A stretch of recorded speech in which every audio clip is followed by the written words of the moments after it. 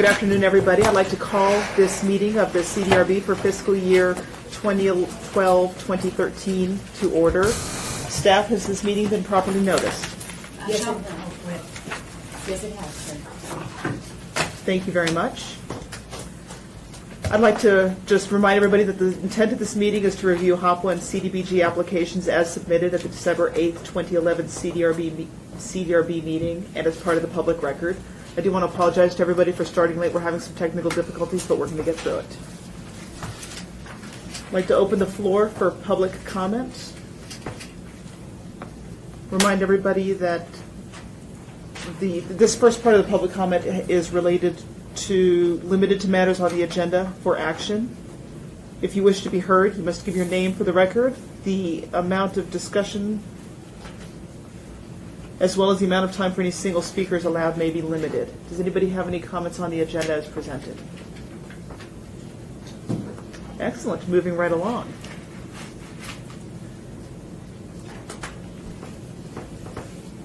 We will move on to our report on housing opportunities for persons with AIDS, HOPWA applications. Staff, did you have any comments, anything that we needed from you? Yes, number 4 on the agenda. And let me get you guys some agendas. The first portion of the meeting is the HOPWA applications and presentations. You will have 10 minutes. Staff will remind you when you're at 3 and cut you off at 5. You have your scores. I gave you a worksheet, board members, so that for those of you that don't have your computers up, you could make notes on your presentation scores. Mm-hmm. And if any of the board members have any questions on the HOPWA program, HOPWA scoring, before we get started, good to go. All right, then. For those of you who have not been here to present to this organization before, I'm seeing a lot of familiar faces, so most of you have done this. I just want to stress to you how important it is that you keep your comments to the 5 minutes so that we have time to ask you questions. And then afterwards, if there's any time left over in your 10, you'll have plenty of time to fill in anything that you might want to fill in at the end. But it's real important that we have that time for that Q&A. And all right, then. I'd like to ask that you have a microphone in front of you. All of this is being recorded for the record, and this recording will be put up on the website. Yes, ma'am. Thank you very much. Interruption. Do any of our board members have any disclosures? Anything that we need to, any kind of conflicts, potential conflict of interest we need to disclose for the HOPWA applications? I don't see any disclosures. Yes. Sorry, Sean Bolster, staff, will you state for the record how many board members are in attendance? Absolutely. For the record, we have 1, 2, 3, 4, 5, 6, 7, 8, 9 board members. Is my math good? 9 board members in attendance for the CDRB meeting today. So please speak loudly for the microphone. 8 members. 8 members. I can't count? Oh, sorry, love. You were looking so official. 8 members for the meeting, and we do have quorum. Please speak clearly for the record. State your name each time you speak. If we're going to change speakers, state your name before the record so that it can be recorded. And that's going to do it. So take it away. AIDS for AIDS of Nevada. Thank you. My name is Antioco Carrillo, and I'm the Executive Director at Aid for AIDS of Nevada. I've been in this position for 2 weeks. Welcome. First, I wanted to thank all of you for considering the funding for our organization, for our housing units. And I wanted to tell you that what we're looking at is really expedite the process in which we provide services and also saving some of the costs that we have right now. For that, we moved to 1120 Almond Tree Lane, which was the old Community Counseling Center's building. They redid it for us, and we finally have a bigger space there. As you probably know, if you heard about anything, we are in conversations with both boards, AFAN's board and Community Counseling Center's board, to possibly go through a merger. So this is some of the first steps that we're taking, and I want to thank you for considering our funding for our organization. I'd also like to introduce Gregory. he'd like to say a few words. Hi, my name is Gregory Wilson. I'm actually a resident of House of Esperanza, Casa de Esperanza. The benefits of me staying there is that I no longer have to be on the street, and I have a safe place to eat my food and cook my food and rest my head and to shower. And since I've been there, I've been a lot happier, a lot healthier, and I think it's just important to have a place like this because there's no other place. And I think if it were to continue, I think we would have a lot of a better society, especially with people on the streets. With AIDS, having a place not to go, it's not healthy. It just leads to more issues with sickness and disease and doing things that you normally wouldn't do. I'm just so grateful to have this place. It's really provided me a safe housing to be and a place to call home. Thank you. Many of you may be, I'm Jennifer Morse, the previous executive director of AFAN, now the board liaison, as we go through this time of transition. And what Gregory is speaking about, and Antioco talked a little bit about, is Casa de Esperanza and Jardín de Esperanza. It's the House of Hope and Garden of Hope, which was formerly known as the Caminar property. We assumed ownership of this property this past June and are really thrilled to be able to offer housing to more than 20 individuals, both in the cottages, the one-bedroom cottages in the back, and also the 12-room group home in the front, all for our clients living with HIV and AIDS. So we were glad to be able to assist the city in taking on that project. That was just Okay, sorry, I wasn't sure. Lack of communication. So you'll notice in our grant application, one of the areas that we wrote for is for TBRA funding. TBRA funding helps to fund the Jardín in the back, the gardens, and those are the 12 one-bedroom units. We also ask for supportive services which assists our clients with things like food, transportation assistance through AFAN's program, and it helps to leverage with our Ryan White funds in participating in that continuum of care. So through this housing, we're able to offer a registered dietitian for food voucher assistance, transportation assistance, which is wonderfully how Gregory got here today. Also through our partnership with UMC Wellness Center in providing medical services. So we're really able to take a patient and provide that holistic approach with case managers, social workers, and then partnering with Community Counseling Center through their mental health and substance abuse counseling as well. And that's it for us, Sean, if there's questions at this point. Board members, do we have any questions? Phyllis McGredden, I had a couple of comments from when I was looking through the application. I did want to say I did like that you did a good job working towards your 50-50 split. Thank you. I appreciate that you're trying to seek maybe a little less funding from grant money and looking for a public. And you did a good job, I saw, reducing your salaries from 910 to 1213. Also again, very nice. And working on the memos of understanding with other entities. You know, we don't have enough money to spread around as it is, and we like that you're reaching out and working with other entities that are doing common ground work. I appreciate that.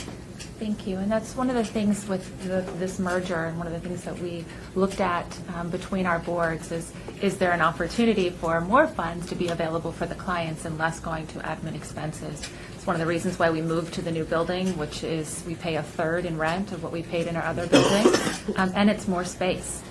We've also been able to reduce salary costs across the board, and also increasing our development team in the same aspect to fundraise more money to leverage those federal and state grant dollars. So thank you. We appreciate that. Excuse me, Carmen Sean Miller. I missed the name of who you're in the discussions of having the merger with. Community Counseling Center. Community Counseling Center. Okay. Board members, any other questions? Oh, I do have a question. I'm sorry, Carmen Shamil. Your CareWare system, in terms of your measurable outcomes, how is that audited? How is that checked? I'm just curious how you track that now. How is it checked? Clark County Social Services, and then also our annual independent audit pulls information from CareWare and our pay provision system.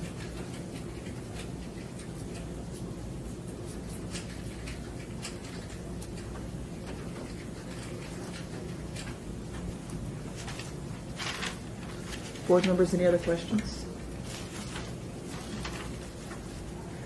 Devinder Pappas. Gregory, I want to thank you so much for coming in and talking to us. It's so valuable for the board to get to speak to a client, to get to see firsthand and hear firsthand the impact that these programs have on the community.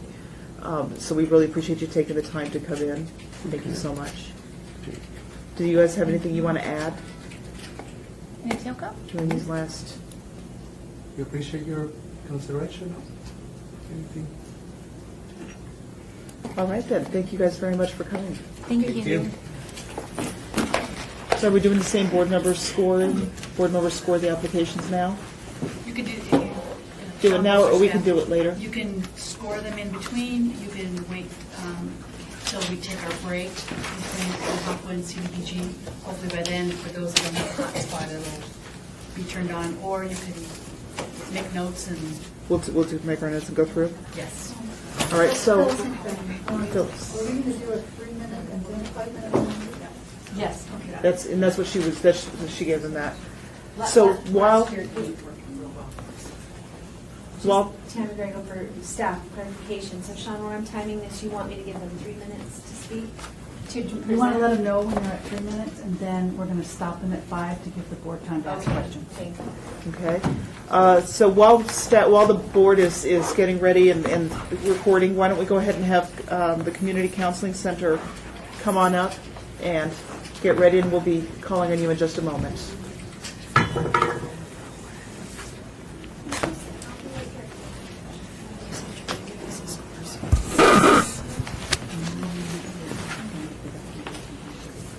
Thank you. All right, board, are we ready for the next presentation? I'm just going to remind you again, we do this every time. You will have 10 minutes for your overall presentation. You'll get a warning at 3 minutes. At 5 minutes, we'll ask you to stop. We'll do our Q&A, and then if there's time at the end, you're welcome to speak. And please state your name for the record every time you speak so that when they're doing the minutes later, we'll have that. Thank you so much and welcome. Good afternoon. I'm Ronald Lawrence. I'm the founder and executive director of Community Counseling Center. And sitting next to me is Kevin Miyasato, assistant executive director, who primarily runs our HOPWA program. And behind me I have Sean Malika, our development director, and Kay Villardo, our administrator for the agency. And before I turn over to Kevin, I want to say that I'm very proud of the community partnerships that work with us in regard to the HOPWA program, and that would be agencies such as Aid for AIDS of Nevada, Help of Southern Nevada, and Golden Rainbow. Kevin. Hi, I'm Kevin Miyasato. Just have something I'll read here, and I'd like to pass out to you if you'd like to see it also. At the present moment, halfway through the grant year, Community Counseling Center of Southern Nevada has seen 101 clients infected or affected with HIV or AIDS.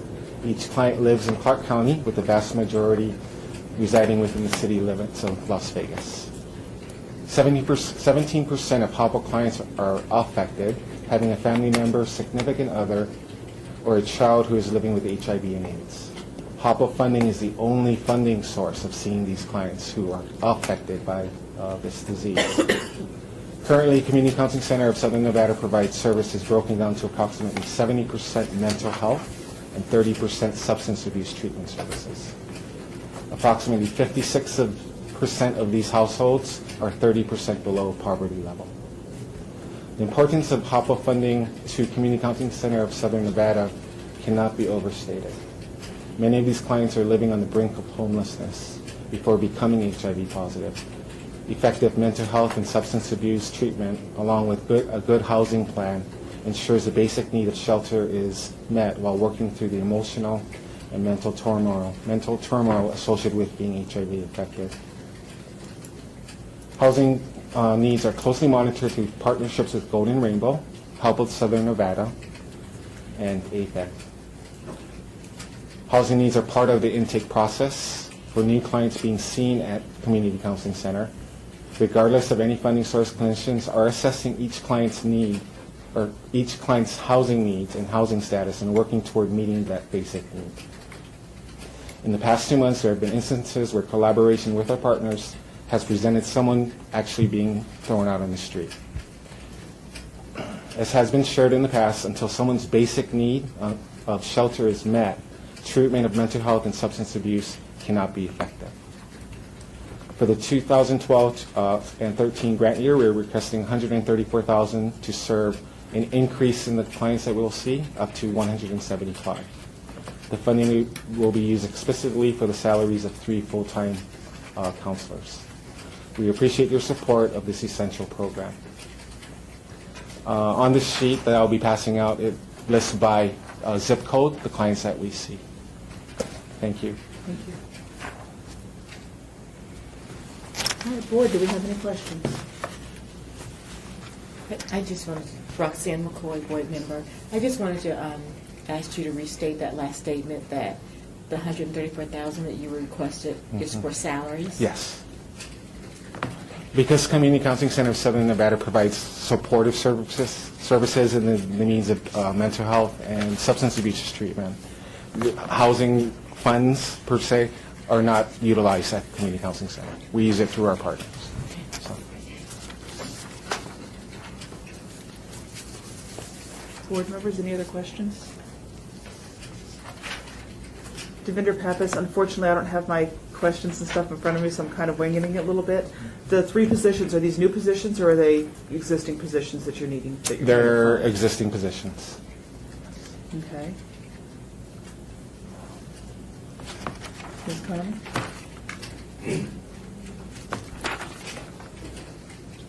Oh, I want to know about the merger. Carmen Shaw Miller, board member. The merger, how did that come about? Was that just something that as a community you got together and said, look, this would be in our best interest? I mean, how did that come about, especially since we're at the halfway mark? We work so closely together, and we have all these years. We have a wonderful, I'm going to call it a family-type working relationship because we serve our clients thoroughly.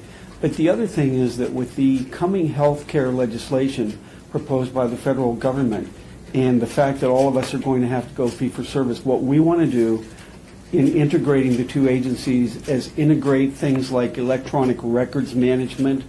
We want to find ways to serve the clients even better with more scrutiny, and of course electronic records management will help us to do that.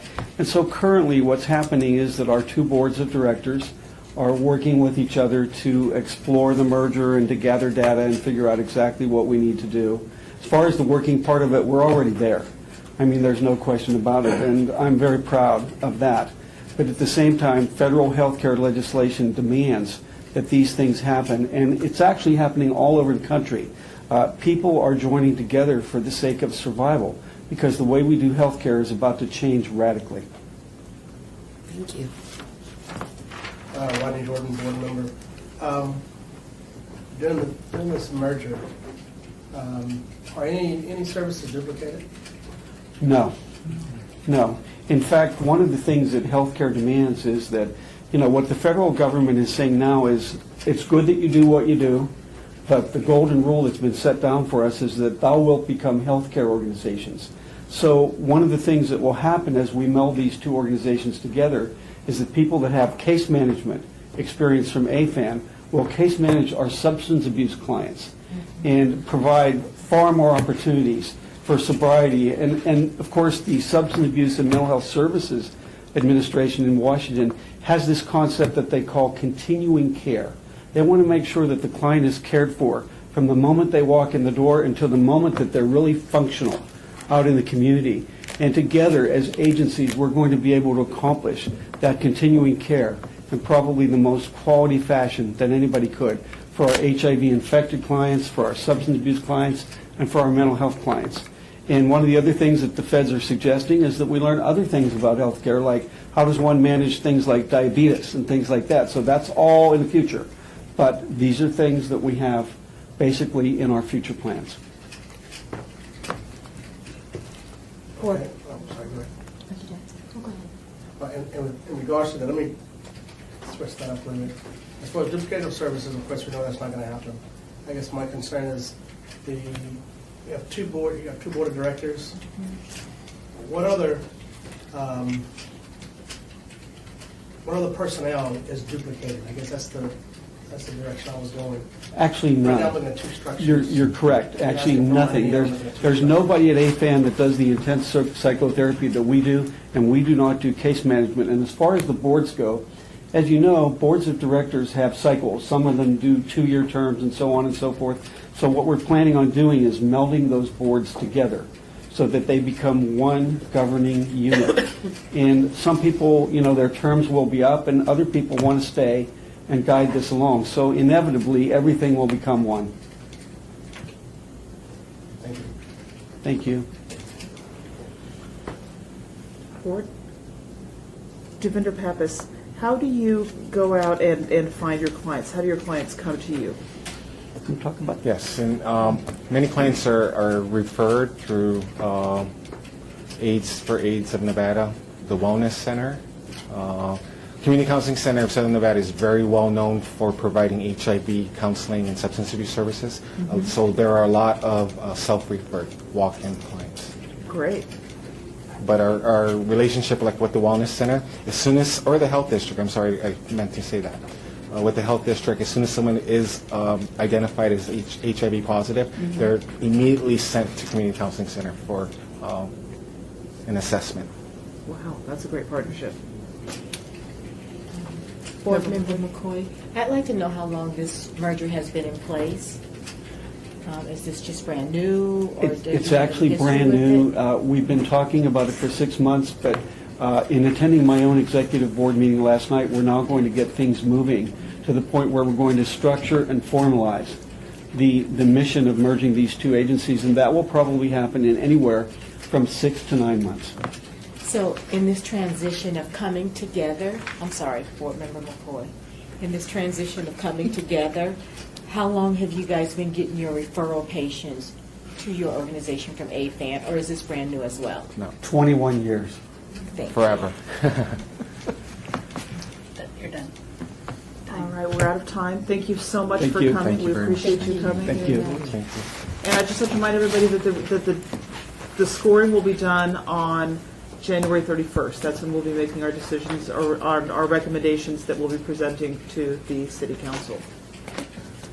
So board members, go ahead and make your notes. I just found out that our hotspot's up and working. For those of us who have our workstations, we can go ahead and log on now. So if our next group can go ahead and come up, that's Golden Rainbow. Just give us 1 minute so that we can log in. But go ahead and get comfortable, have a seat.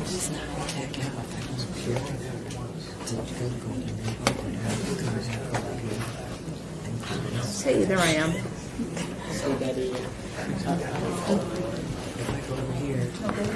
See what I did it last time at Apple. Sometimes I'll not.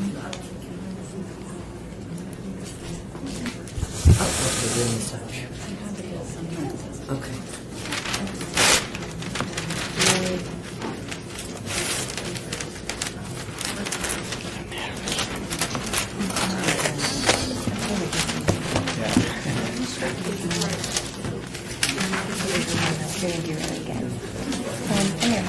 Yes.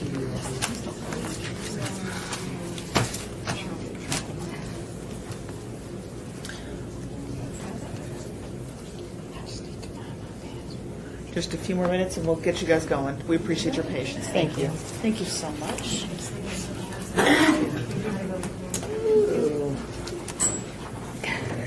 Oh, actually, I thought I'd have been. I wanted a headdress. Feathers for her next year. Yeah, okay. I'll make a note. Jewels.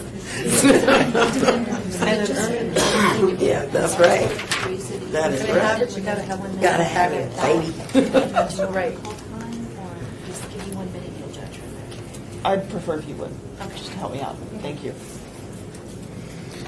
All right, board members, are we ready? Okay, I've been asked to hold for just a second. So she'll give you your 3-minute warning, your 1-minute warning. Again, present your name for the record. I think that's about it. You guys have been through this, or you've already heard it twice. So. Yeah. Are we all ready? All right, thank you so much. Go ahead. Thank you. My name is Leah Carrasco-Zanini. I'm the Executive Director for Golden Rainbow. I've been with the organization for 7 years now. I just want to thank you all for the opportunity to speak to you today. Golden Rainbow is requesting $69,657 for its Living with AIDS housing program. For the last 25 years, we have been committed to the idea that stable housing is an essential need for people living with HIV and AIDS here in Southern Nevada. We continue to operate 10 units, and we house approximately 20 to 25 people per month in those units. One difference you'll see in our grant this year, we are not requesting funding for STIRMU. We understand that in an environment where funds are limited, that we need to work smarter and closer with our community partners, such as AFAN. We rely heavily on them to refer clients to our agency, and we have decided not to request that funding as they also request the same funding. I'll turn it over to Victor. Hi, my name is Victor Guzman. I do tailoring work. I'm a tailor. And I wanted to say that I'm very thankful to Golden Rainbow because they have helped me in the moments when I needed the best. When you don't have a car to move yourself around, it's just not easy to go pick up, clothes and your work. So they have given me those services, for the past, and so it definitely makes my life easier. And I also lost my job a while ago, and so it was really critical for me.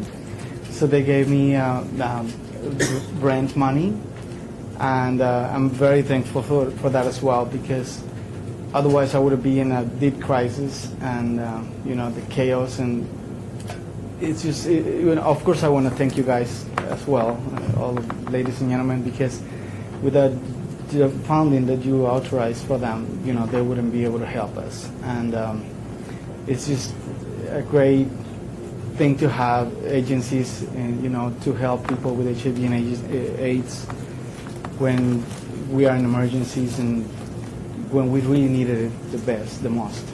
Yes, thank you. Thank you. I think we'll open it up for questions. Board members.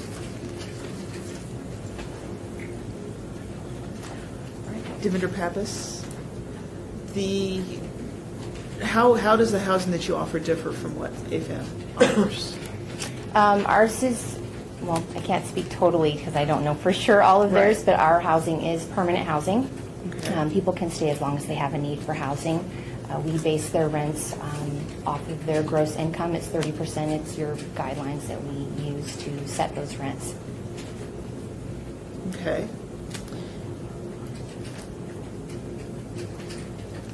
Guys? Looks pretty good. This is just more of another positive comment. You did an excellent job on your collaboration system. Thank you. It's really impressive to hear. You made us on the collaboration side. Also a good job of getting the maximum from the students. Thank you.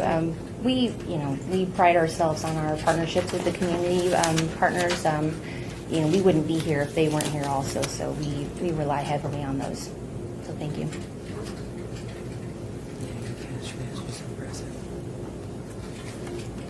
Oh, I'm sorry, Carmen Shaw Miller. I'm picking back in on my partner, Board Member McFadden. Your cash match is quite impressive with your agency and your foundation, as well as your committed funds. 7 memorandums of understanding, 70% of your private donations.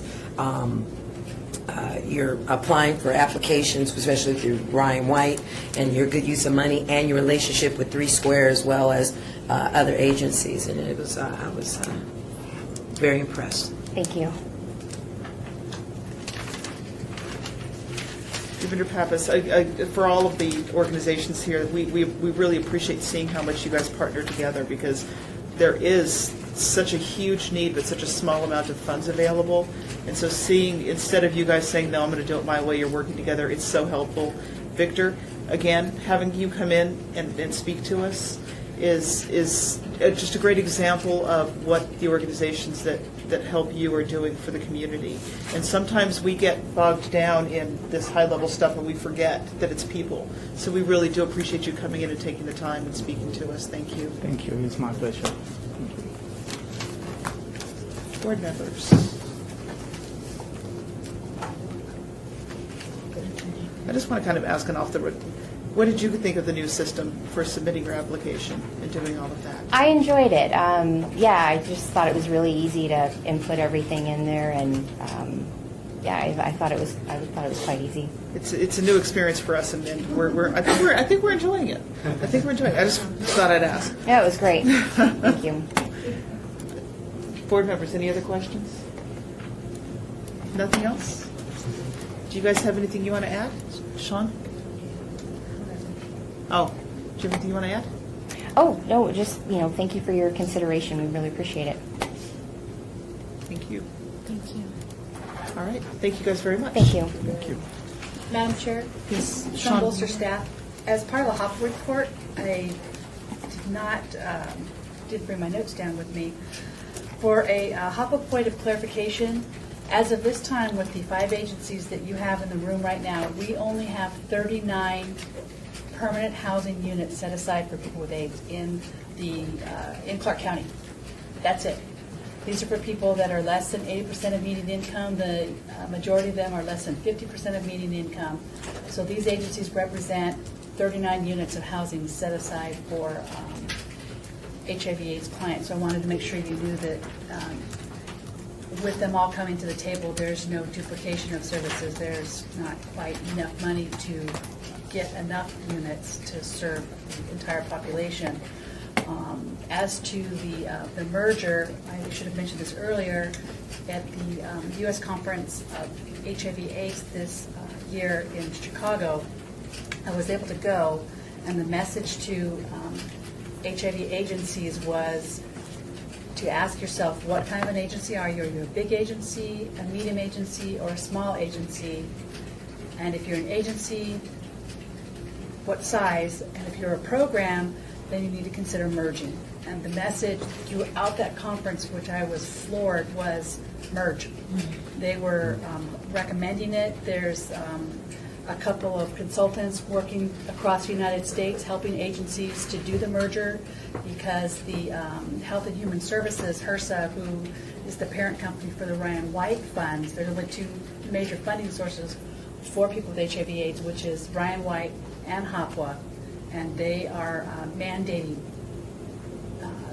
change across the United States. And so they've got people going through city by city, state by state, and helping people go through the mergers. So look to New York if you guys want to see how it's going, because they were the first state out of the chute on all of the new Health and Human Services.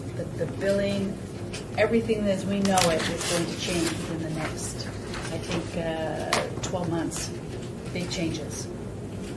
So I just wanted to point that out to you guys. Phyllis McDonald, was that merging a suggestion, recommendation, or was It was one of those very strong recommendations that because they've done an excellent job with it. the agencies were told in all the PowerPoints I saw in the breakout sessions that I was able to go to, they did talk about that, and it was one of those strongly suggested that take your egos off the table. You are here to serve clients. Take a look at your agency. Take a look at who you can partner with. Take a look at who you can merge with. So our agencies are working really hard to partner with each other because of what came out of that conference. So that's why you're seeing a lot more all the partnerships, and thus now the merging. Thank you, Sean. You're welcome. All right, let's go ahead and have Health of Southern Nevada come to the table.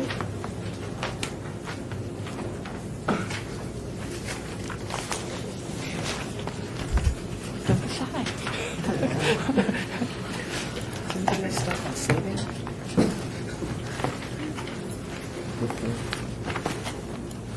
Board members, are we ready? All right, welcome. You guys have heard the speech. 10 minutes. We'll give you a 3-minute warning. At 5, you're done speaking. Give us time for the Q&A. Please remember to state your name every time you speak for the record. And I think we're good to go. Welcome. Thank you so much for coming. Thank you. My name is Philala Riley. I'm the Vice President and Chief Operations Officer for Help Us Southern Nevada.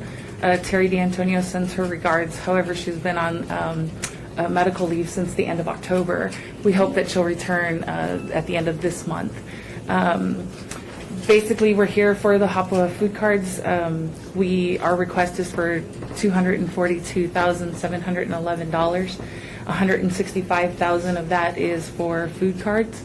The additional amount is for one full-time case manager, and then 25% of the program director, which is Kim Price, 25% of the salary for our eligibility specialist, as well as 10% for accounting staff, as 7% admin staff.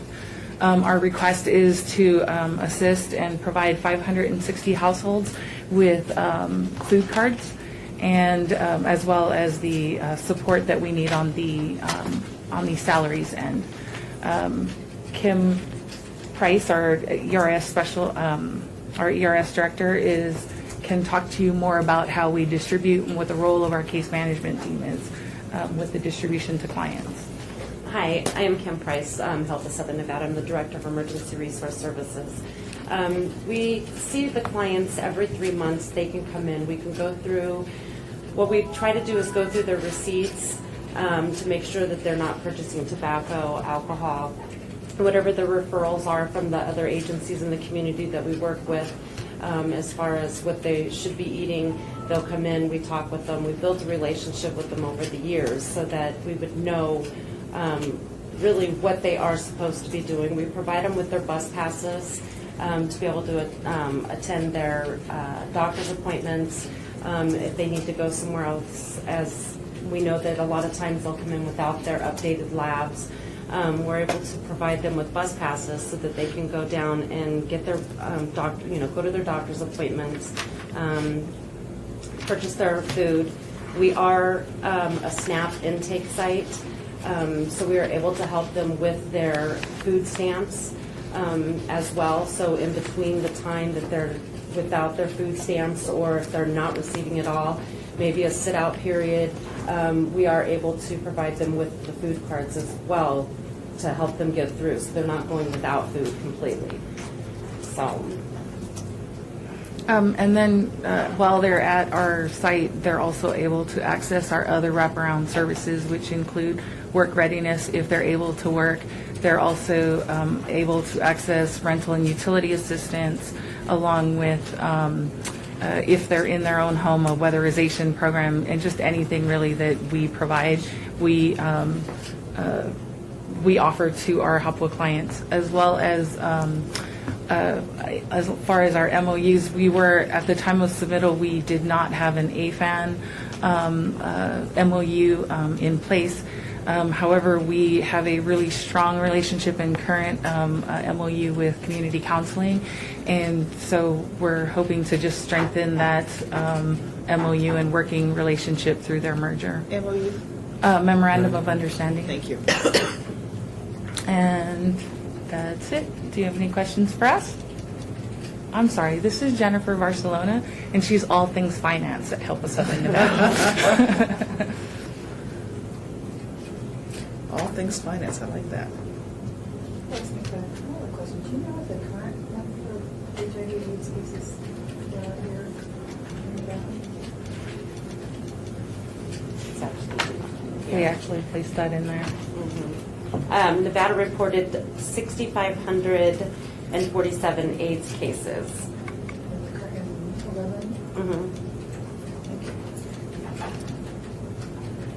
And we offered it up, and I know that you guys have it squared away, but Help Us Southern Nevada, we facilitated 2 mergers, one in 2008 and one in 2009. And so if you guys have any questions, feel free to call us, and we can walk you through some of the growing pains and merger pains that we experienced with the 2 organizations that we took over. Colonel Sean Miller, member, what were the name of those 2 that merged with you? One was the Center for Independent Living. It's a homeless youth shelter. It's now called the Shannon West Homeless Youth Center.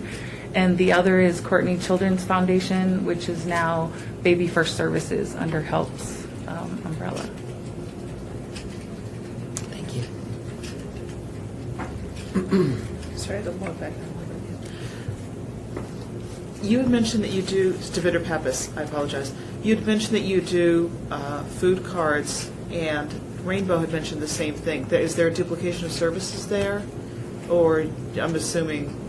I don't believe it's a duplication of services. I think we serve the same population, but with 6,500 in Nevada, I'm not sure that all of them can go through any one agency. For instance, our food card households are 560. Obviously, it's a small amount compared to the 6,500 cases. So I wouldn't say they're duplicated per se. The system is not collaborating with me. I'm just going to give up on it. Board Member McCoy, I just wanted some clarification on something. Do your food cards go to homeless as well as AIDS, or are they just for AIDS? HOPWA cards go to AIDS only clients, HIV and AIDS clients. We do have a large homeless program that they have their own food cards, and it's separate funding. However, if an individual comes in that has HIV, AIDS, and is homeless, obviously we're going to wrap services around to make sure that they're taken care of on the homeless end as well as on the HOPWA end. Because I just heard the merger and the different homeless entities that merged with your program as well, so I just wanted some clarification. Thank you. And just a reminder that for Davinder Pappas, staff does verify when the receipts come in, because this is a reimbursement program, staff does verify that the funds are spent. They have to go through and make sure everything is spent for the program that it's supposed to be, so they'll make sure that that the HOPWA funds are going for the AIDS clients.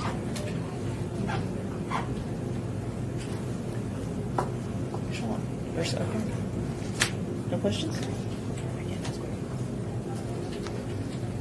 I had a question, but I think she answered it already. Oh, okay. Carmen Shaw Miller, I think I asked this question last year. When you get a client that comes in and is in need, I'm always looking for what the outcome measurement is and how you track that, because with this being federal funding, you're held to that standard.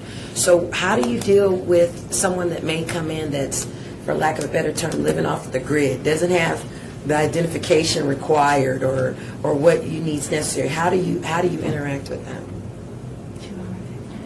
What we do, we actually, Kim Price, sorry, we put everything in our HMIS system. We keep all of our files locked. We have a requirement sheet after attending several of the trainings from the city, and I make sure that everything is locked up in cabinets, and that's how we really keep track, is through our HMIS system, where we input everything in there. As soon as they walk in, it has to be in a timely manner. And identification. And identification, it has to be a Nevada ID. And if they come in and they do not have it, we find agencies that can help them, obtain the ID, so that they can still get their cards, but make sure that they're, being case managed as far as whatever documentations they're going to need as well. Thank you.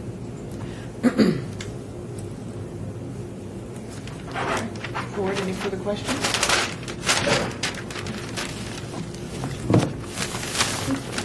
As always, we'd just like to thank you so much, Davinder Pappas. Thank you so much for everything that you do for us and for coming before us today. And we'll be making our decisions and recommendations on the 31st. Thank you so much. So board members, go ahead and make your notes and recommendations, and I'll invite the Women's Development Center to come up, and we'll get you started in just a minute. Okay.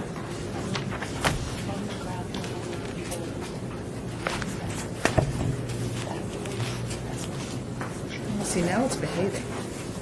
It's not behaving for me before.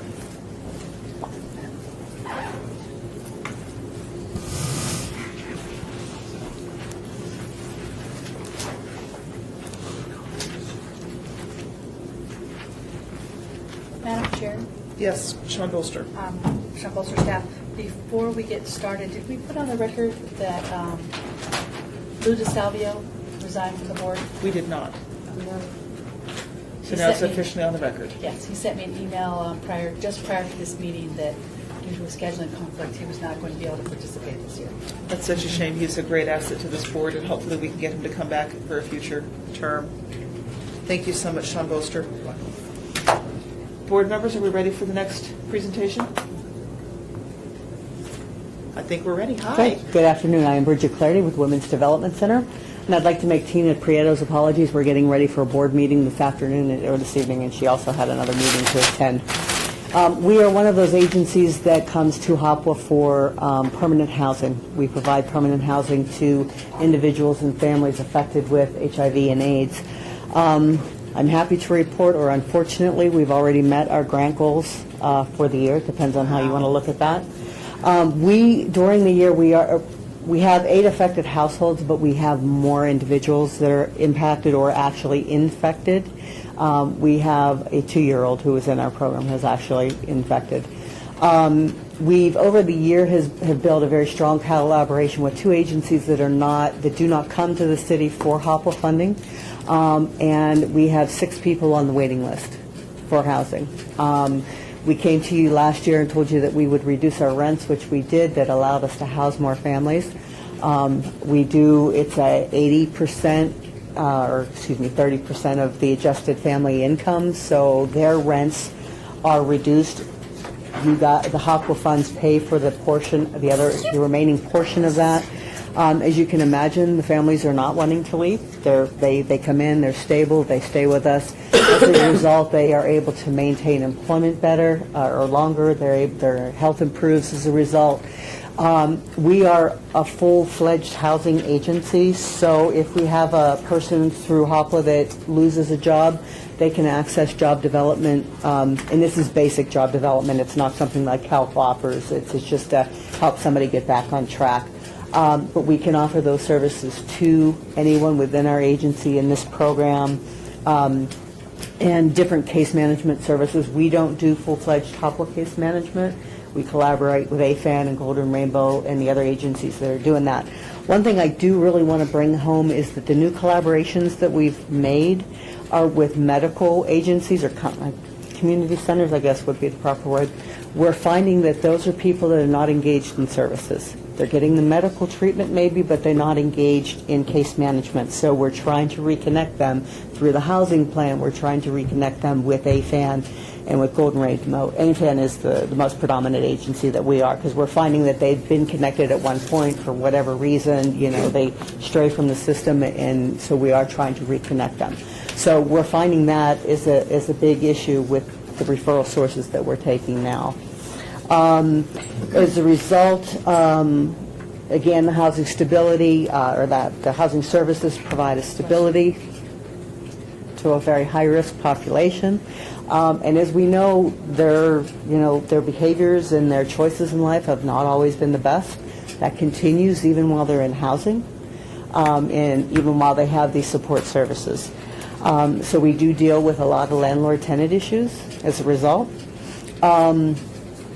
Our housing coordinators, like I said, work with them on a month-to-month basis, and even some that can't pay their 30%. We had one gentleman who got himself hooked up into payday loans, and couldn't pay his rent because he was in such a cycle. So we've worked out payment arrangements with him to keep him into housing. So those are some of the things that we can do working with the residents that we have in the program. Please remember when you look at our budget, it is a 24-hour, 7-day-a-week, 365-day a year. We did not ask for additional funds this year. We kept our request flat with last year. Next year it may be different with the number of people that we have sitting on a waiting list, unfortunately. I will end my presentation and open it to any questions at this point. Phyllis McFadden, when I was looking at your budget, you had a big increase in the 10-11 timeframe. We were awarded, are you looking at the agency? We were awarded a HUD Permanent Supportive Housing grant and home as a match. That program hasn't started yet. We're in the process of trying to locate units, which is a nightmare, but So that's the increase. Just for the record, that'll be serving disabled households, and so we're really excited about that. Carmen LaShawn Miller, board member. I just want clarification. Last year, I'm just reviewing some notes I have here. You stated you were not eligible for Ryan White funds? No, because we don't do the case management that's specific to, I'm sorry, I keep looking to Ethan, I apologize. We don't do the case management that is specific to Ryan White, and that is why we're not eligible. We go to them for that. And that's your partnership that you have with someone else? Director Pappas, you had mentioned that you have families that come in that don't want to leave, but obviously your goal is to help them transition into a life where they're not dependent upon your organization. What do you do to help them when they start to get kind of settled? Actually, we have one who became over income. And so what happened is he moved into a different unit, into our affordable program, because we have those safety nets under all the programs. While he's not eligible for the housing payment assistance, he can still come to us, you know, if he runs into a problem. We have food assistance through other funding streams, just all kinds of different things. So we try to transition them into other units that we have within our agency. That's the first one, actually, that has been stable long enough that's been able to do that. Congratulations. So, yeah, last year. Rodney Jordan, remember, you don't anticipate any merging? No, we're not. We have seven programs, housing programs, and we have the seventh coming on. So no, I don't anticipate us merging with anyone. My background is business, so when I see merger, I'm off the chart. I'm thinking, okay, duplication. I'm thinking business. No, we are a housing-based agency.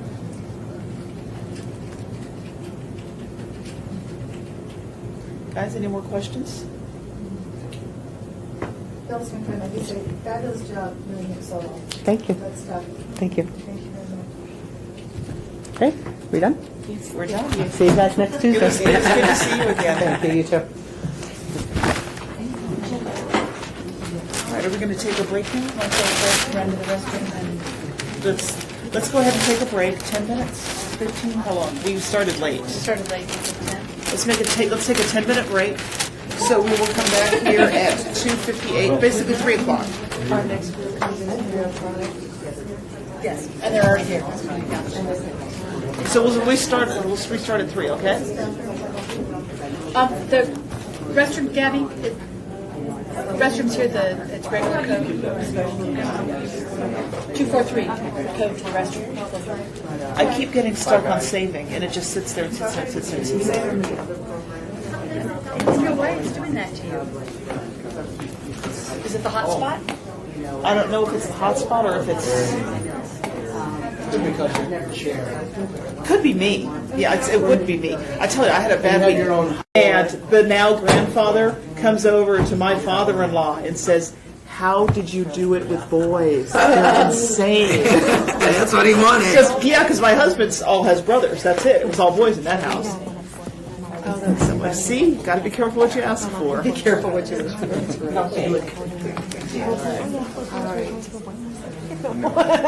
All right. So we are starting off with Community Counseling Center. We'll be getting started in just a minute, guys. I'm good. Does anybody want coffee? Ooh, who got caffeine? Sean's free. Or Who's got caffeine? What? You have sugar? Who got this? I got no sugar substitute. I'll just have to take it. No, I can take it black. I can warm it up and take it black. You can tough it out. I can tough it out, baby. Get my butt up and come over there.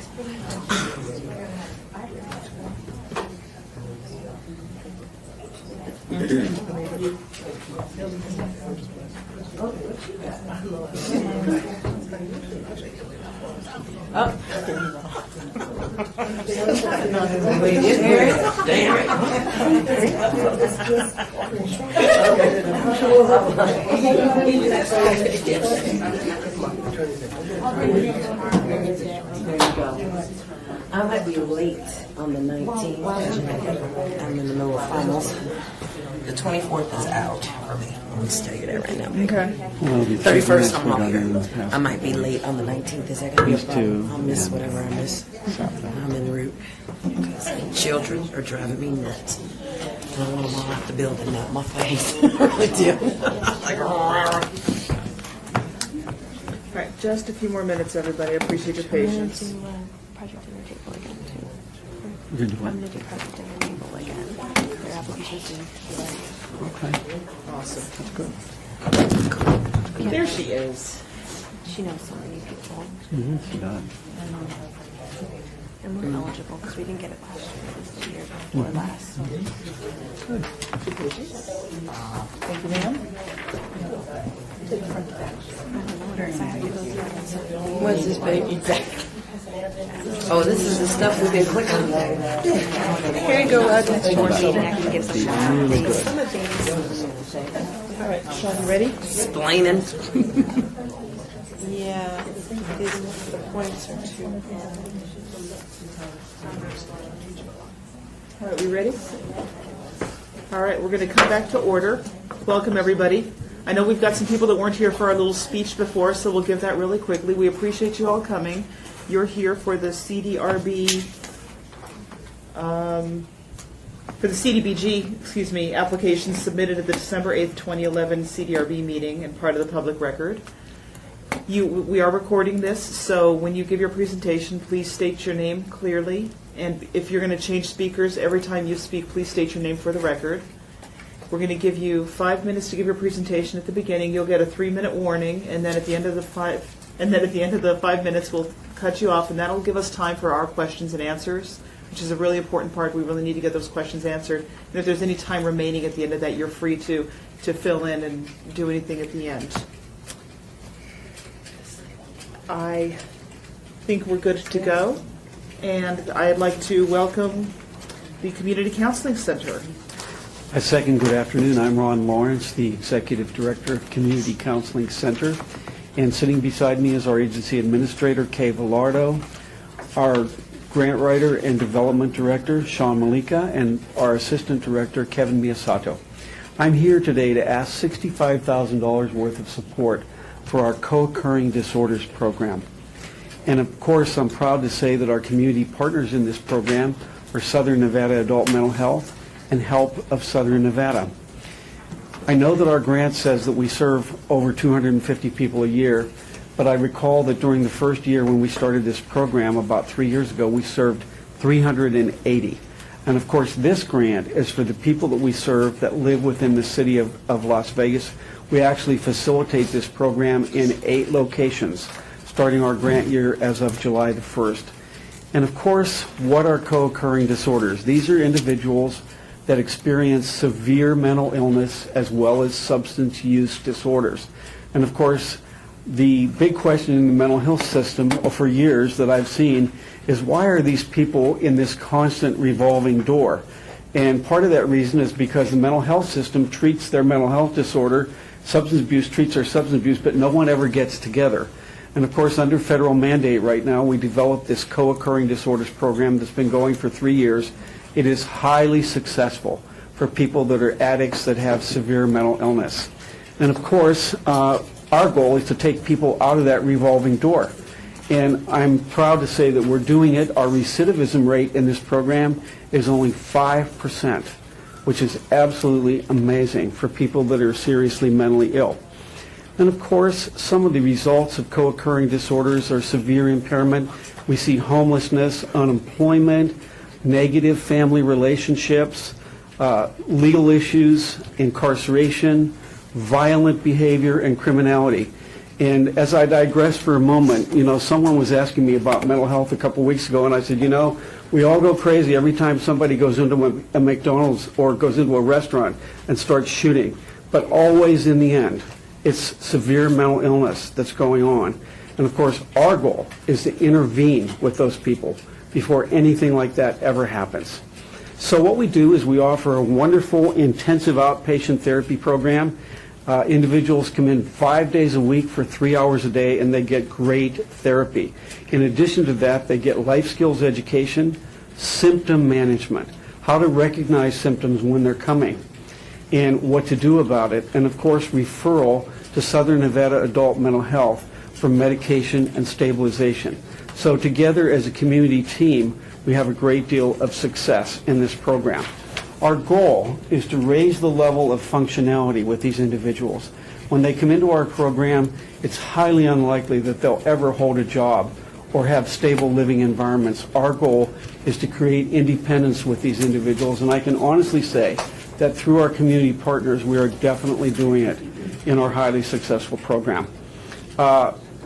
As I said, our recidivism is 5%. I mean, it really doesn't get much better than that with people that are severely mentally ill. And so we ask this support for this wonderful program. And I will add that these programs are blossoming all over the country because somewhere in the system, the light bulb has gone on and we've learned about effective treatment. And with the nature of addiction in this country right now, to have these co-occurring programs is extremely important. Thank you very much. Board Questions? members, do we have any questions?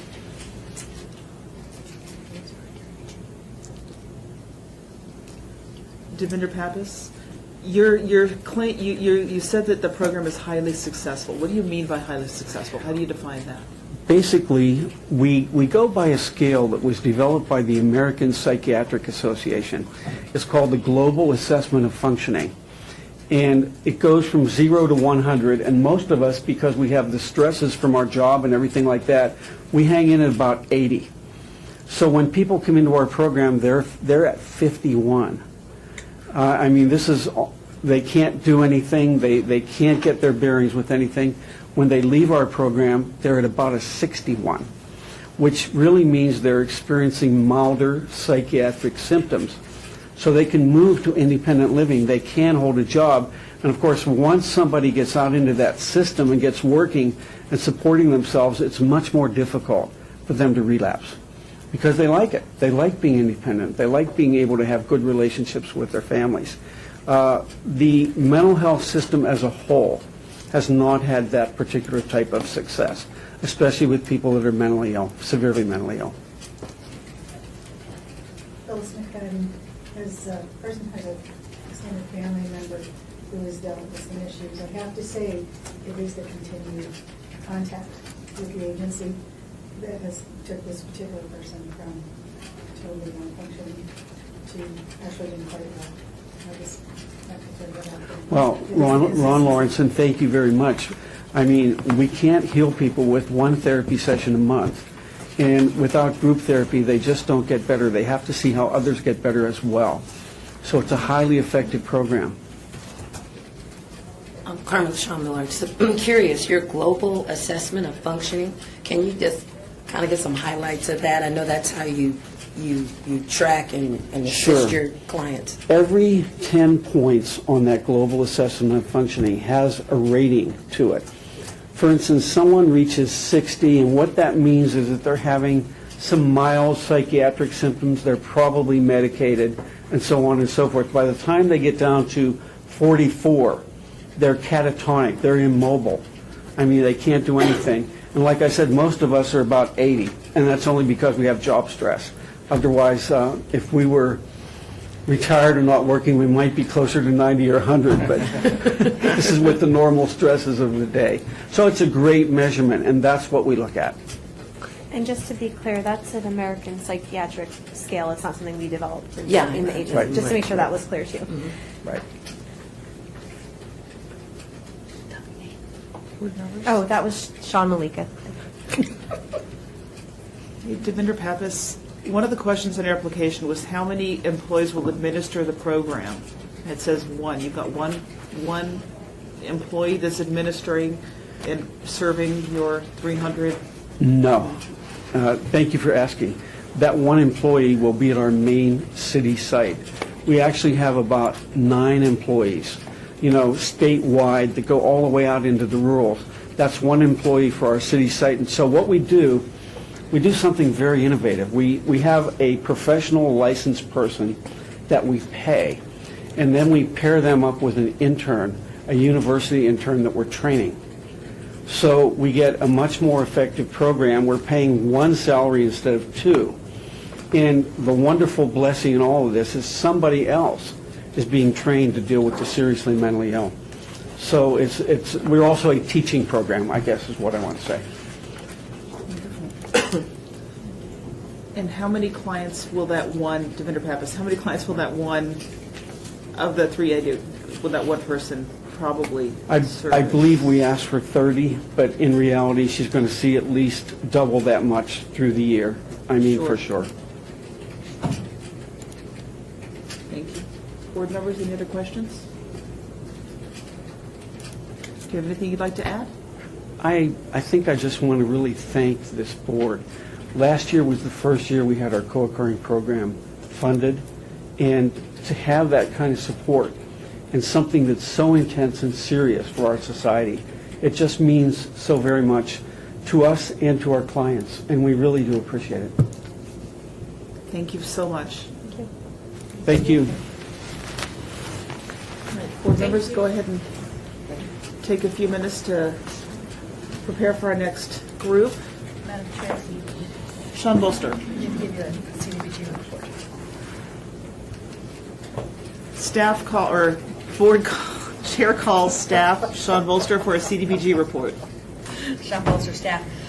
We've switched funded programs. We did HOPWA first. This is the CDBG grant, and for the benefit of our new board members, the CDBG grant is much different than the HOPWA grant. The CDBG grant requires a 25% cash match or a committed funding source match in order to apply.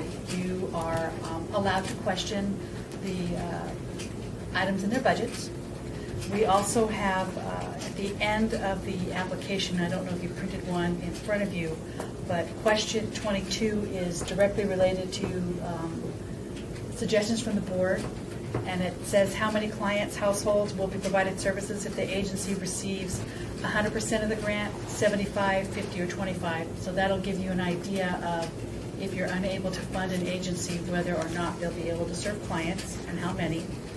Also, we have questions 23 and 24 deal with the top 5 priorities for the agencies. One question asks them to number, and one question asks them to put the dollar amount associated with that line item. I think that perhaps my question wasn't clear enough, so you're going to get a plethora of different answers, at least when I was doing my review. Some agencies use numbers, some agencies use the funds. So just so you know, double take a look at the budget. I made a note to clarify that question for next year. We also asked the agencies to list out if they're requesting funds from Clark County, Henderson, North Las Vegas, and the state of Nevada, and what the amount was for you to make it a little more clear as to who was asking for other funds. I should be able to get you a report before you make your recommendations, because we were the last out of the chute to do the application process. Clark County, North Las Vegas, and Henderson, and the city of Las Vegas are all using Zoom grants. So we all know who's doing what. And I think that was it, but do feel free, new members, to ask on that. The agencies were supposed to provide the 25% match. Thank you, Sean. Devinder Pappas, and I just want to let our new members know, because all of the rest of us know this very well, we very rarely have enough funds to fully fund any of these groups. So that percentage, I imagine, is going to be very important in our final deliberations as we go through here. Also, but can I just add too that it's really hard when you're starting. It's very easy to be enamored with these awesome programs because they're all very good. So don't lose yourself. Looking into you'll find that you're smiling, you're just doing really good, and they're all awesome. So so just be really careful as you're looking at it. The other point, you may have noticed, Schumbolzer staff, the amount has changed for CDBG. We were told to expect right around a 10% cut, and so this new amount takes that cut into consideration. Okay. So you don't have to, We don't have to account for that. yes, $480,000. So it's not going to be cut any more than that. I hope not. Yeah. So that does take the cut into consideration. Thank you very much. Ask your Okay. conflict. Oh, does anybody here have any conflicts of interest for any of the CDB Edge applications that we're seeing this afternoon? I'm not sure if it's a conflict. Carmen Shaw Miller. I don't know if it's a conflict since the organization listed for Clark County Public Education Foundation, since I'm an employee of the Clark County School District, if that's going to be a conflict of interest. The program is not operated in my school or in any school I've been in the last 3 years. Do you feel that that will influence your relationship with the Clark County School District, will influence your voting on that application? I don't believe so, but I felt that it would be necessary that I disclose out of Staff? respect for my board members. Staff, do we need Carmen to abstain from that application? Rodney Jordan, remember, wasn't that the reason we were going to have an attorney like last year? I don't know if that probably, I think disclosure is good enough, but I'm just saying. The Schumbolzer staff, I would go ahead and allow Carmen to hear the proposal. In the meantime, I'll have Carmen send me an email disclosing who she worked with, where she works, and I'll get that up to the attorney so that just in case, when it comes to recommendations, you won't be able to, I'll let you know if you need to score the application or not score the application, and then whether or Abstain not from you have the to voting. abstain when you do recommendations. I think that'll work. That way, if it's not a problem, you won't have missed the presentation. Does that sound fair to the board? Yes. Equitable? Does anybody else have any disclosures? Okay. Thank you guys for your patience. I'd like to invite the Blind Center of Nevada to come up and give their presentation on the day program. While you're coming forward, a reminder that you will need to state your name for the record. Please speak clearly for the recording. You'll have 10 minutes for the total presentation, 5 minutes for the initial. You'll get a warning when we hit 3 minutes, and then we'll have time for the Q&A and fill in at the end. Thank you Okay. so much for joining us. Thank you. My name is Veronica Wilson, and I'm the Executive Director of the Blind Center of Nevada. And I have with me today Marley Smolitar, who is one of our members that will be speaking. I see a lot of new faces around the table, so I'll repeat a few things about the Blind Center. We are the only blind center in the state of Nevada. We were incorporated in 1955, and we have been on Bruce in Washington since 1960. So I've been around a long time. What we're asking for today is $30,000 for our day program. And one of the problems that we see among our members and among new people coming to the Blind Center that they're dealing with once they've lost their sight, especially people that have lost their sight maybe due to an accident or later on in life or whatever, is isolation. And that isolation causes depression. We have very, very many of our members come to the Blind Center that are on the verge of suicide. And coming to the Blind Center and participating in our day program, being among people that share the same challenges that they're facing, and coming there and seeing people that it's a very, very happy place. And there's members that maybe they're visually impaired, and we have a lot of members there that are totally blind, and seeing those people that are totally blind and they're living life. They're getting married, they're going out, they're working, they're going to hockey games, they're going to baseball games.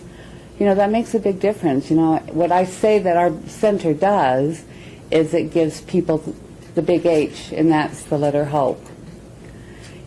Among our the things that we have at the Blind Center, we provide 26 different classes and programs, and starting from fun things, like we play bingo or whatever, but we also have a computer lab, and we teach Braille, we teach some daily living skills, practical things that they need to do.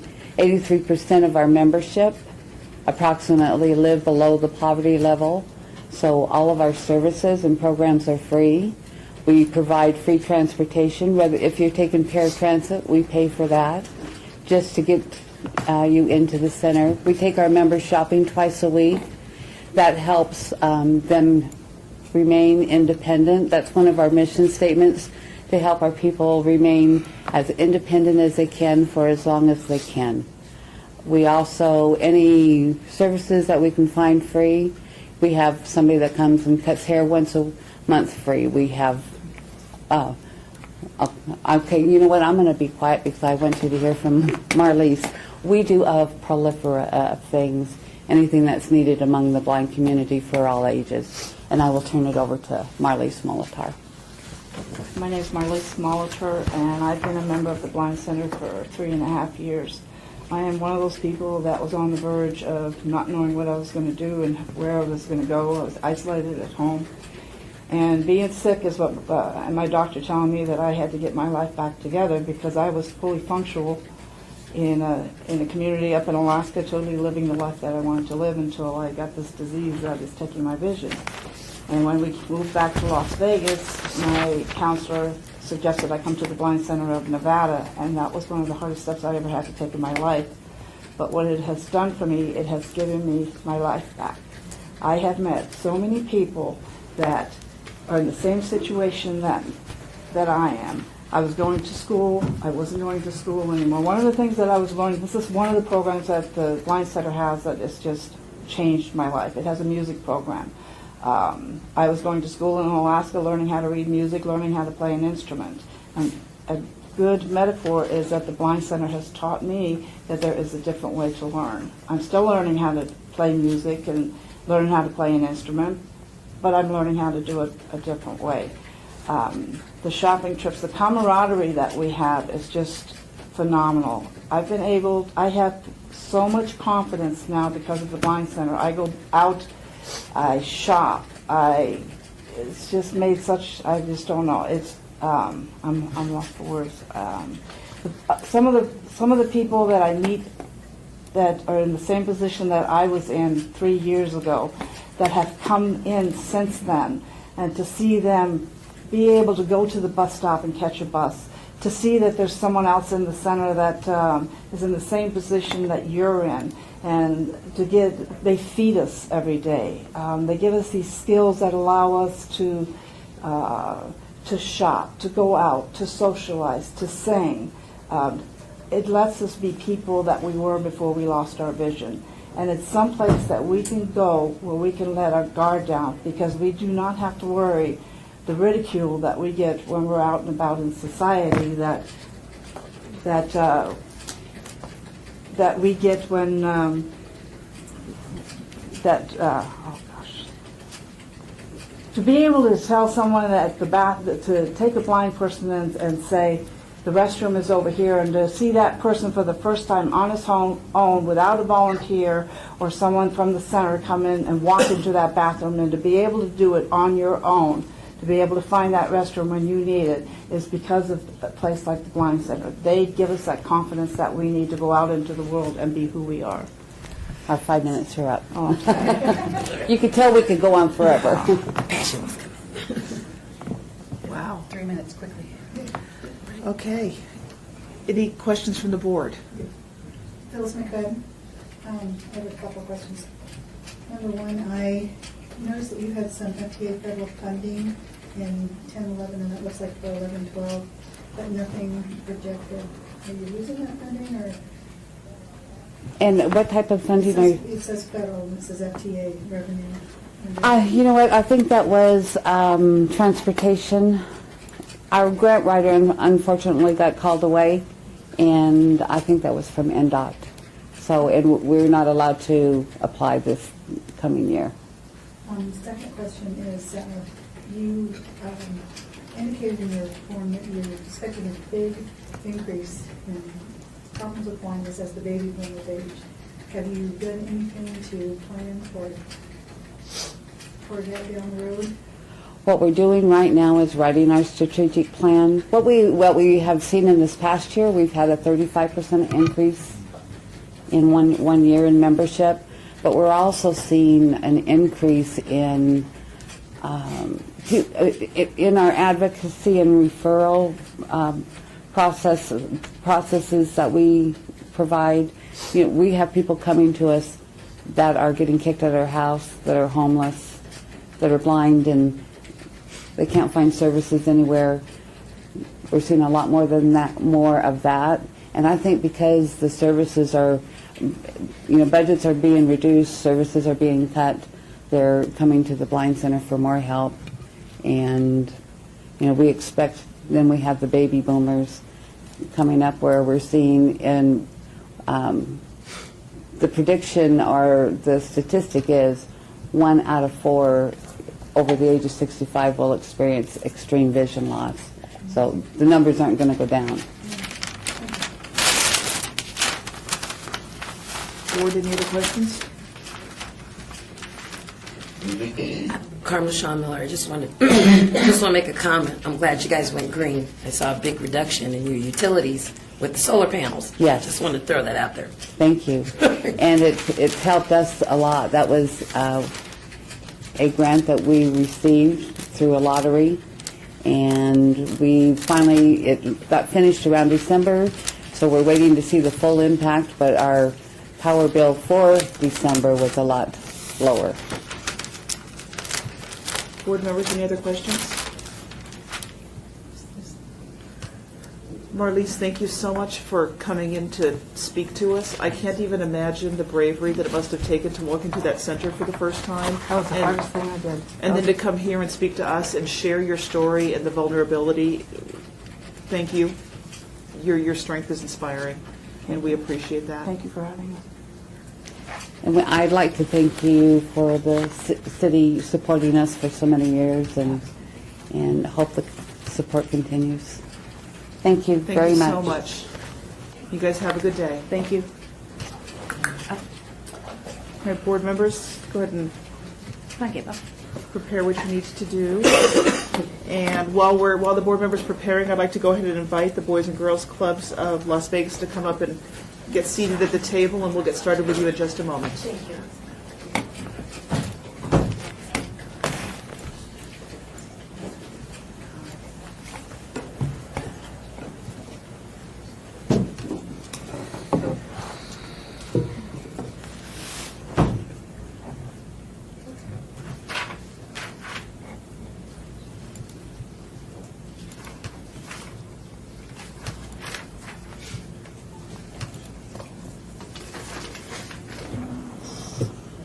There we go. Board members, are we ready? We all ready? Yes. Yeah? Hi, welcome. Hi, You thank have you. heard the presentation. You need to state your name before you speak. You'll have 5 minutes for your presentation. We'll give you a warning of 3 minutes, and we'll do our Q&A, and if there's time at the end, you can add on to the presentation. Thank you so much for joining us. Thank you for having us. I'm Debbie Smith with the Boys and Girls Clubs of Las Vegas. I am the Vice President of Development. This is Sonia Harris. She is our Director of Federal Grants. And Angelina Cook, who is in her first year at Nevada State College. She is a former member of the Boys and Girls Club, so she's going to speak to our application for College Bound. Right now? Go ahead. She's like, Well, with College Bound, it was something that was interesting to me because growing up, I had to grow up with a single mom. I didn't have, a lot of time with my mother since she did work in retail, and in retail, you don't really get a lot of time to work with your kids. So I had nobody to help me with homework. I had nobody to help me with different things in school. So when I went to the Boys and Girls Club, they gave me that outlet for help. But with College Bound, it kind of gave me, instead of the help, it gave me a vision to actually see my future. Like I was able to see what I could be. what I can do, where I can go. We got to go on college tours. I got to go to see, we went to a different state. They made us, they paid for everything, and we got to enjoy how college life would be. So to actually go to a different state and see, like, this is where I could be. This could be my dorm. This could be, my next classroom. It gave me, like, just a wake-up call, like, this could be real. Growing up and in schools, they don't really tell you about the SATs as much as people think, about different things. But with the Boys and Girls Club, they gave me tutoring.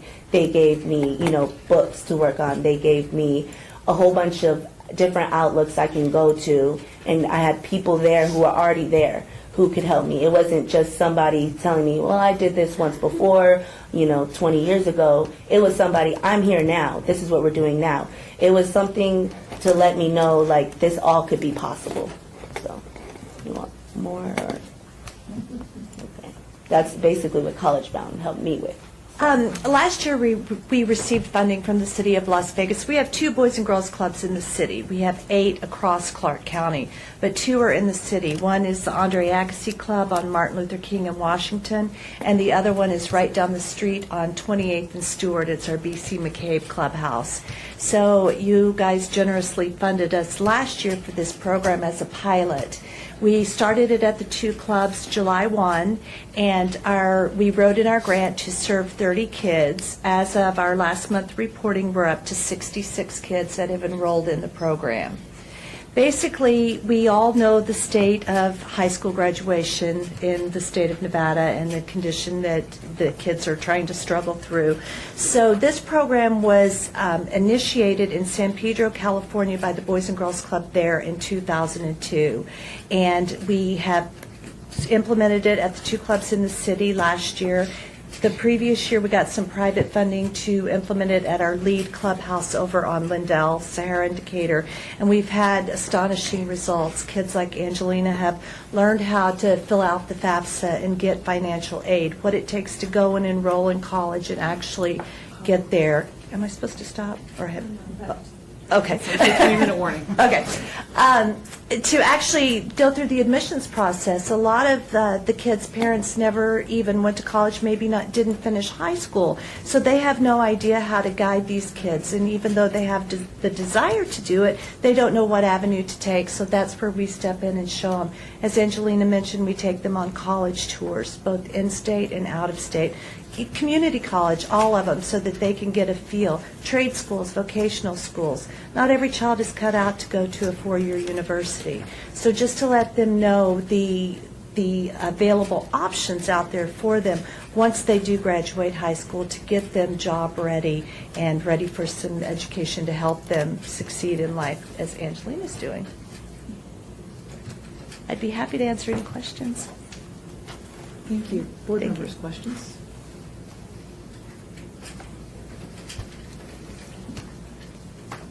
Angelina, what's your major? Actually, my major is business, and I want to go into like health promotions and things like that. Right now, I'm dipping into some event planning that I want to go and see, so I'm kind of all over the place right now. That's what college is for. Yeah. Angelina actually was our local youth of the year and went on to win the Nevada State Youth of the Year last year. So she represented our whole state in the regional competition and got to go to California and got to do some pretty cool stuff. There's 7 Boys and Girls Clubs organizations in the state of Nevada, so it's pretty steep competition.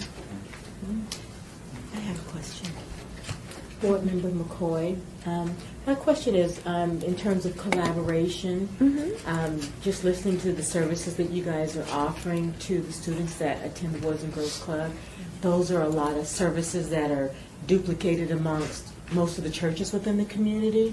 And I want to know if any or what type of outreach is being done, because it seems like a lot of that is duplicated somewhere else already, to either allow them to know what you guys are doing, to maybe work together, because resources are it just seems to me that they're divided unnecessarily. Well, what we do is we work directly with the counselors in the high schools to align our curriculum with their curriculum and get the progress reports and all that. So it's really an intensive case management program. That's why we only offer to serve 30 kids with this funding, and then, have added more as we went along. But, there's extensive case management with this. Every child has a folder. There's a lot between the parents and the counselor and the student that all have to sign agreements. So I'm not exactly sure what the churches are doing, but this is really on an educational basis to make sure that those that are credit deficient are brought up to the passing grade level, and so that they pass from year to year and then on to college. Our idea is to get it started in middle school so that we can catch them, before they're seniors. By the time they're seniors, it's kind of hard to bring them up to passing if they're already, at sophomore level or something. So I don't know exactly what the faith-based organizations are doing, but what we're doing is really more academic counseling and that type of thing, along with the, college tours, writers' workshops, how to fill out financial aid packets, that kind of stuff. And so, just for my own information, these kids that you guys, the 30 kids, they come from being members of the Boys and Girls Club? Yes. Or coming to the Boys? Okay. Yeah. And to add on to that, the person who was working with me had a relationship with all of my teachers. So before I would get to the Boys and Girls Club, she would tell me, so why did you fail that test? It was more like 101. It was 101, and she had the relationship with everybody. So there was no sliding in and out of different things. It was more like, this is what it is, and this is what you need to change. And me growing up, I didn't grow up in a church or anything. So it was different to get someone who actually cared about me in a different way, but was still tough on me and still had a relationship with every single one of my teachers. So what grade did you begin participating in this program? In College Bound, I started junior going into my senior year, the summer of my senior year. So it was perfect timing for me. It was brand new. They asked me if I wanted to get involved, and I said yes. And it was perfect timing due to, trying to catch up. And it helped me because I didn't know how to get to college. But I was able to go to college with grades and stuff. I just didn't know how to get there. So. Congratulations. Thank you. Rodney Jordan, board member. In regards to that, since this was a pilot program or, I guess, trying out, did you guys consult with others that have been doing it for, say, 50 years, such as TRIO, Gear Up, programs that are already implemented in Clark County School District, from 6th grade all the way up to high school, Upper Bound, or secondary education? Yeah, we've done Gear Up and Upper Bound, and we're actually working with a private funder that had given money to the Clark County School District, a program run out of one of the high schools, and wanted us to implement this program. So, yeah, we have. Okay, thank you. Thank you. We have about 40 seconds left. Do the board members have anything else? Devinder Pappas, how, of the kids that started in the program at the beginning of the pilot, how many of them were of an age to go to college, and how many of those did? We just started it July 1. Right, so was she the only one that was old enough to start college? I was the only senior. So yes, yeah. you were, okay. And the other ones are on track, the other kids are? Yeah, they're on track. Yeah, they've done great. And we've even added more. We've doubled the number so. We've actually Well, had two, I think, that have, one that has a Millennium Scholarship for this year. It's coming out. Thank you so much for coming Thank in you for and having sharing us. your program with us. Congratulations. Thank you. You're quite inspirational, and we appreciate you coming. Thank you so much. Thank you. All right, board members, make your notes. We have Catholic Charities of Southern Nevada next. I'm going to invite you to come on up and sit down, and we'll get started with you guys in just a second. Which one? There's three of them. We'll be starting off with Catholic Charities of Southern Nevada, the Public Restrooms Program.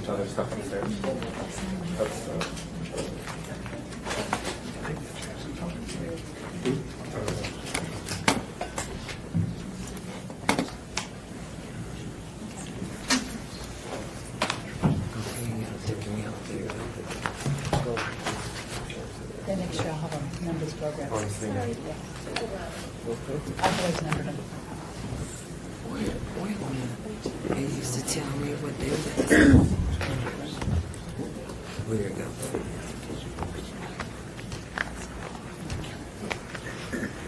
Board members, are we ready? Everybody ready? All right, just one more time for posterity. Make sure you state your name before you begin speaking. You'll have 5 minutes for the initial presentation. We'll warn you at 3 minutes. We'll do our Q&A if there's time at the end. You're welcome to fill in. And welcome. Thank you for coming. Thank you. Hello, my name is David Little. I'm the Director for Property and Facilities Management for Catholic Charities of Southern Nevada. As always, I'd like to begin by thanking you for your support that you've provided for the public restrooms over the years. As we know, homeless individuals have very few alternatives when it comes to personal hygiene and their basic needs, especially in the corridor of hope that we have. We are asking once again for continued support to run public restrooms for 1 male and 1 female that will be made available 24 hours a day, 7 days a week, 365 days a year. Approximately 200 to 300 men, women, and children use the facilities on a daily basis. These, of course, are duplicated numbers. So we are actually looking at approximately 20 to 30 new unduplicated clients per month. We will use approximately, the restroom will be used approximately 500 to 600,000 times in the year, just between all the homeless clients, women, children, men that will visit. Once again, if continued funding is available and provided to us, we will be able to maintain a safe public restroom for security purposes, safety, and cleanliness. And your continued support is always essential for the homeless community, especially for the public restrooms. As people will let you know, we have issues that if these restrooms aren't available, they do find other means that are not friendly to the city, and it's pretty bad. So we would appreciate, once again, your support. Thank you. All right. Board members, any questions? Member McFadden, I think that we've all said at one time or another how fantastic it is that you take it upon yourselves to offer this service. And you have one of the lowest cost per client applications that we have going on here, and for something that's so human and so basic. And we appreciate that you take this on. Thank you very much. Board members, any questions? Devinder Pappas, I know this program's been in place for a number of years. Have you been able to stay open 24/7, 365 for your clients? There have been issues with destruction of the property. This past year, we actually had about 14 different occasions where the toilets were actually kicked off the wall, or maybe we actually had one gentleman that had locked himself in the bathroom, and Metro had to actually break the door down to get in. So, of course, that was about a $900 repair on the door. So basically, we try, unless there's a vandalism to it, we try to operate 24/7.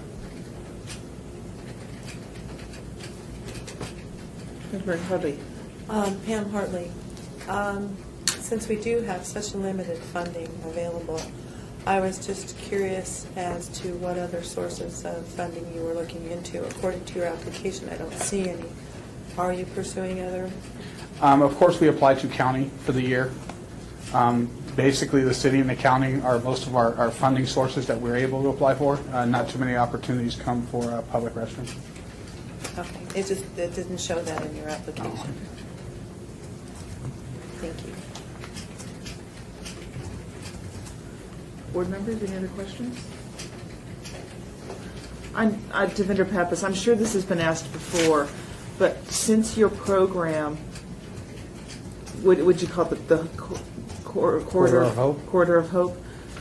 Since there are businesses that directly benefit from your agency, has there ever been an exploration of going to those businesses to secure funding to help contribute to this? Most of the area, we have the Anderson Dairy Milk. You have a couple of casinos in the area. I personally never even thought about approaching the casinos. I wasn't sure if any kind of conflict of interest might arise, because everybody has a political view, So if we are going to casinos, should we really be going to city or county to ask for funding? Or if that would have been a conflict of interest? So, but I mean, it's something we can look at. I wouldn't be able to answer that question, but I would imagine that if I ran one of those casinos and I had the opportunity to help contribute to something like this that would keep my clients from being, we'll say, inconvenienced, Right. then that might be something for you to consider. Some of those agencies, some of those businesses might be willing to help underscore, especially such a vital need. I do recall a few years back that I believe we tried to apply with the MGM Mirage grants, but they were resourced more to, I believe, food and seniors instead of our type of program. So I believe we did try once a few years back, but not locally around the area. You never know. It never hurts to ask. Exactly. Board members, any other questions? Well, to echo what Member McFadden, some of us have been on this board for a number of years, and knowing what this program provides, most of us don't even think about something as basic as just the need for restroom facilities, and what you guys do is incredible. And none of us think about it until you go downtown and you're walking down Fremont Street and looking around and thinking, okay, what if these places didn't let me use their facilities? What would I do? We don't think about that. So thank you so much for filling in this incredibly basic human need that just goes so far for the community. Thank you. Thank you. All right. Board members, go ahead and make your notes. And while we're preparing, we'll go ahead and invite Catholic Charities of Southern Nevada, their resident empowerment program, to come on up, and we'll get you guys started in just a minute.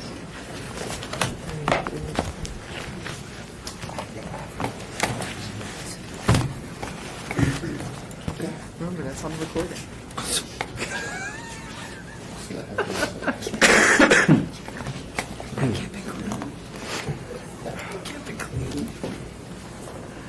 All right, resident empowerment program.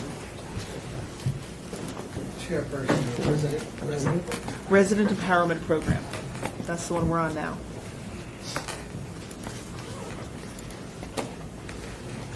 Board members, are we ready? All right. Well, welcome back. I know you guys are old hats at this, but for posterity. Yes. Hi, good afternoon. My name is Philip Holland. I'm the Vice President of Plaza Services for Catholic Charities of Southern Nevada. And before I begin, I'd like to introduce the team members that I brought along with us, or with me, to share this project. I wanted to be able to, for you to be able to see the faces of the people that are behind this program that are very instrumental in the success that we share. I've got joining me today is Maurice Page, our Director of Residential Services. I've got Antonio Teofili, who's our Supervisor of the Resident Empowerment Program. Sabrina Tolson back there is our Case Manager for the Resident Empowerment Program. Eric Myers is our Chief of Campus Security. Paula Zimmerman is our Catholic Charities of Southern Nevada Assistant Controller. Josh Poirier, you met earlier in the previous grant, is our Program Accountant. And then Dylan Wyckoff is a successful Resident Empowerment Program client who will speak at the end of the presentation. The Resident Empowerment Program is a structured emergency shelter providing clients with access to the most basic needs, food, shelter, and clothing. Since 1985, we have been providing help and hope to homeless men 18 and older. The project's objective is to help clients overcome the barriers which led to their homelessness through a work program. The established structure serves as a positive reinforcement for individuals to restore dignity, self-esteem, and to promote, enhance, and develop skills and abilities required to secure and maintain full-time employment, and help them to become self-sufficient, positive, productive members of the community. Our clients come to us hungry and homeless, with virtually nothing more than what they are wearing. Our first priority is to stabilize them by providing immediate basic needs. We provide access to a comfortable bed, clean clothing, personal hygiene items, and nutritious, well-balanced meals. Once stabilized, we begin developing an individualized case plan, which could include addiction recovery programs. Clients develop job skills through in-house training programs and transfer those skills to employment opportunities in our community. Each client enters the program with different circumstances, education and skill level, attitude, and physical and mental condition, and therefore may require a variety of services before becoming employed and self-sufficient. Our goal is for them to leave with dignity and self-confidence to make it on their own. Safety and security is paramount. Many of our clients identified that they slept in homeless encampments prior to entering our program. They lacked the ability to get a good night's sleep in that volatile environment and lived in fear of being attacked. Our clients are at ease knowing that we have 24-hour security patrolling the interior and exterior of our shelter, as well as a 24-hour surveillance operations center to proactively handle safety security issues. The Resident Empowerment Program team and support staff is an incredible group dedicated to serving our clients. Their dedication and pride has enabled our organization to maintain administrative costs at approximately 9%, with 91 cents of every dollar providing direct client assistance.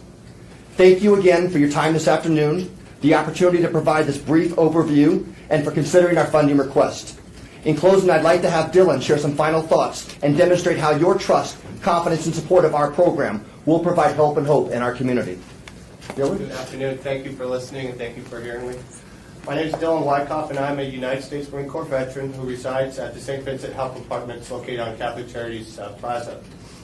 Recently, I was affected by a reduction in force and exhausted my unemployment benefits. Unemployed and homeless for the first time in my life since 15 years of age.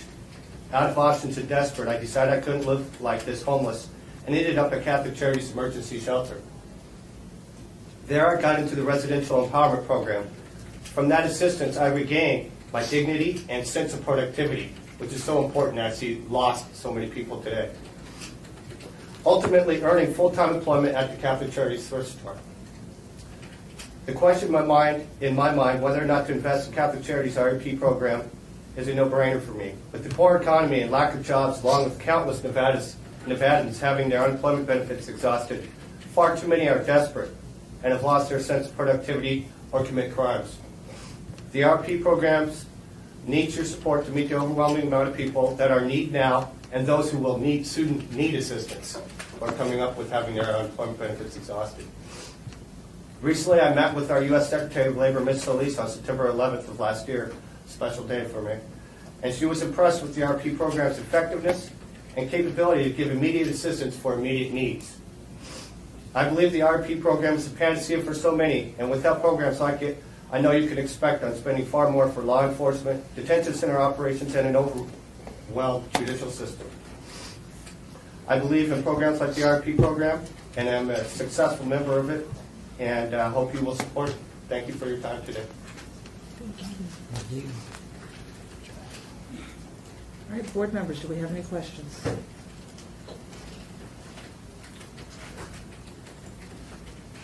Evelyn McFadden. On the 3-year funding, I see that you had a drop in the assistant and wondering what was the cause of the fluctuation. The fluctuation in the funding is from we've had due to less funding in our agency. We've begun to help less clients just because we don't have the funds. So we went from, I believe it was 300 to 400 clients to about 120 that we can generally help at a time through the Resident Empowerment Program. And another reason of the shrinking costs is we've tried to condense the programs instead of having things being redundant or several separate people doing separate things. Case managers are now having to do several things for the clients themselves with decreased number of people, so that's another decrease in the cost. In previous years, we had the ability, or we had the great ability to be able to have someone that was a life skills coach and a job skills coach. And now we have people that are Sabrina, who is doing both of those tasks. So it's rather than having two people doing the job, right now it's a struggle to find those jobs, and so we've reduced our costs, but we're still trying to operate as effectively as we can and serve as many clients as we can with the limited amount of funding. Board members? Divender Pappas, you mentioned at the very beginning that this program is for homeless men only. Where do you send the women that are in similar situations? We have a great partnership with the Shade Tree across the street, and so we do work with the Shade Tree and send the women over there, and vice versa. We have a memorandum of understanding on file and record, so that they, when they in turn get men at that facility, they don't serve the men there, they refer them over to us, and we have that partnership. Many times we do see families. We'll have a husband, wife, and the kids, and they'll take the wife and the children will be at the Shade Tree, and we'll take the husband. It's not the best opportunity for them to stay together as a family, but we do work with them and also work with other organizations such as Family Promise to restore that family and get them in whole. We also have programs such as Homeless to Home, which is funded through the City of Las Vegas, which allows us to put families together and keep them together in an apartment complex. And when you get a situation where you have a single father that comes to you, are you able to accommodate the family? What we do for the single father is we work with the Homeless to Home program, again, another program through the City of Las Vegas that we have funding for, as well as working with the Salvation Army and Rescue Mission. We don't allow the children to actually come into our facility. We're not equipped to handle the children. But if we have a single father with a child, we will never turn anyone away. That's one thing that we will never do, is we will always refer them. We'll always make sure that they're placed somewhere. We don't want to see them on the street, and we never want to hear on the news the next day that someone has passed away out on the streets. So sometimes it's challenging, but we will find a place. If not, we open up our classroom, and we've done that in the past. We'll put someone in our classroom, we'll put them in a day room, and we'll let them spend the night there until we can get them stable housing that we can make sure that they're safe and secure in. Board members? On your budget, Devinder Pappas, on your budget under your funding sources, you don't have anything under the federal funds, fundraising, donations, in kind? Which budget worksheet are you under the application? We're doing on the application, yes.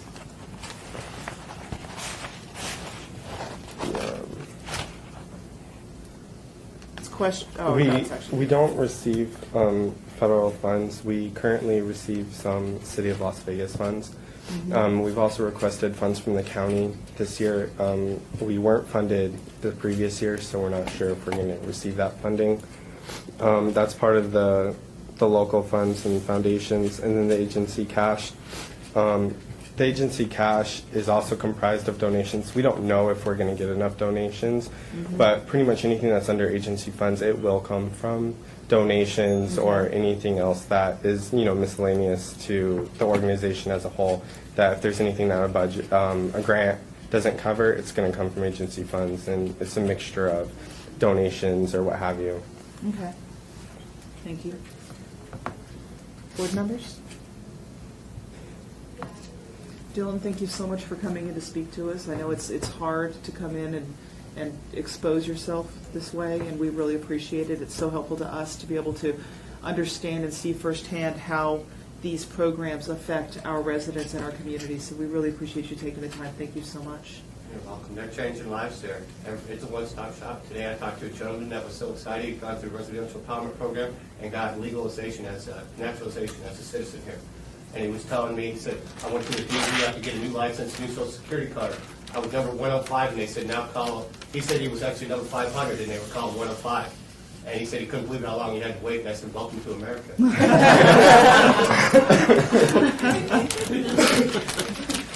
Thank you so much. Thank you. We appreciate you coming.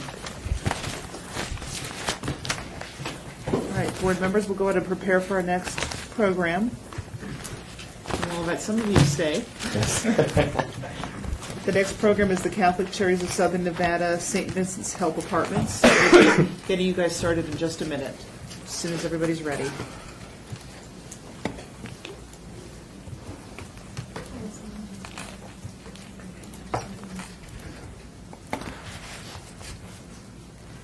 We need to work on the timeout. Yeah. It's making us having to log in during the meeting. I apologize. I know we're on record, but that's what's going on. So It's a Zoom thing. It does it after 20 minutes. I'm not quite sure something with the code they're working on it. yeah, see, if we're actively using it, it shouldn't be doing that. So But see, we'll I'm work on actively that. using it, though. Yeah, It does it. So It's we like I'm apologize. writing a note and Give clicking us on just a one. second. Notes I'm does doing the it same anyway. thing. I haven't timed out. Click. Oh, I'm timing out every. Doesn't matter whether you're working on it. That would be you. Co-chair.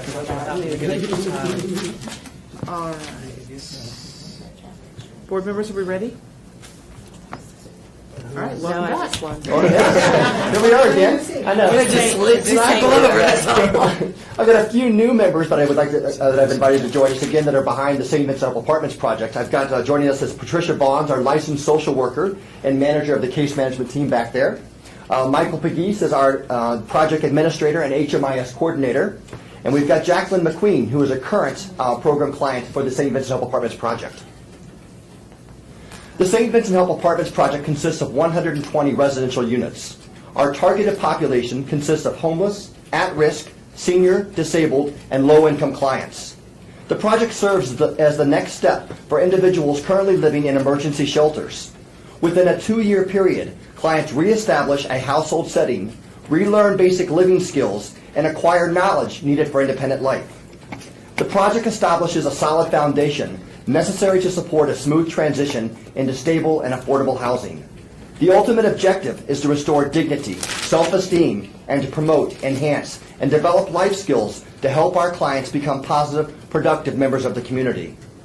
The project first opened in 1999 and has provided transitional housing services to more than 1,200 homeless clients during the past 13 years. Case management staff is available daily to discuss progress being made towards self-sufficiency and reentry into mainstream living. They provide guidance with permanent housing opportunities and health and aging issues. They link clients to numerous supportive services, community organizations, and a network of mainstream services available to low-income residents, such as workshops on housing rights and money management. While participating in the program, clients have access to both the St. Vincent Lee Dining Facility and our food pantry for nutritious, well-balanced meals. The safety and security of residents is vital. An information desk in the lobby is staffed 24 hours daily. Transitional housing in a safe and secure environment can foster self-esteem and confidence in chronically homeless people and provide relief to individuals in crises. We are also very proud to report that clients exiting the project are provided with up to 6 months of post-exit assistance to ensure their transition to permanent housing is stable. The St. Vincent Help Apartment team and support staff is a dynamic group. Their dedication and pride have also enabled our organization to provide approximately 91 cents of every dollar towards direct client assistance. I thank you once again for the opportunity to provide this brief program overview, for considering our funding request, and for your dedication to serve on this committee. In closing, I'd like to have Jackie share some final thoughts and demonstrate again how your support of this particular program provides help and hope to those in need. Jackie? Hi, my name is Jacqueline McQueen. I came to Las Vegas in the year 2009. I went to Shade Tree at first. I stayed there for 2 years. But during that time, I went to school. I got my medical administration certification.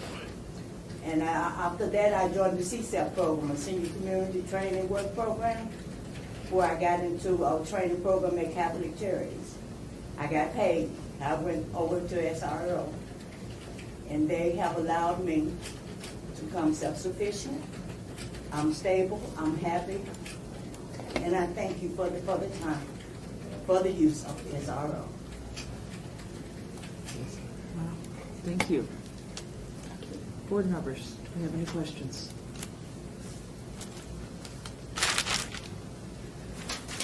Phyllis McCann.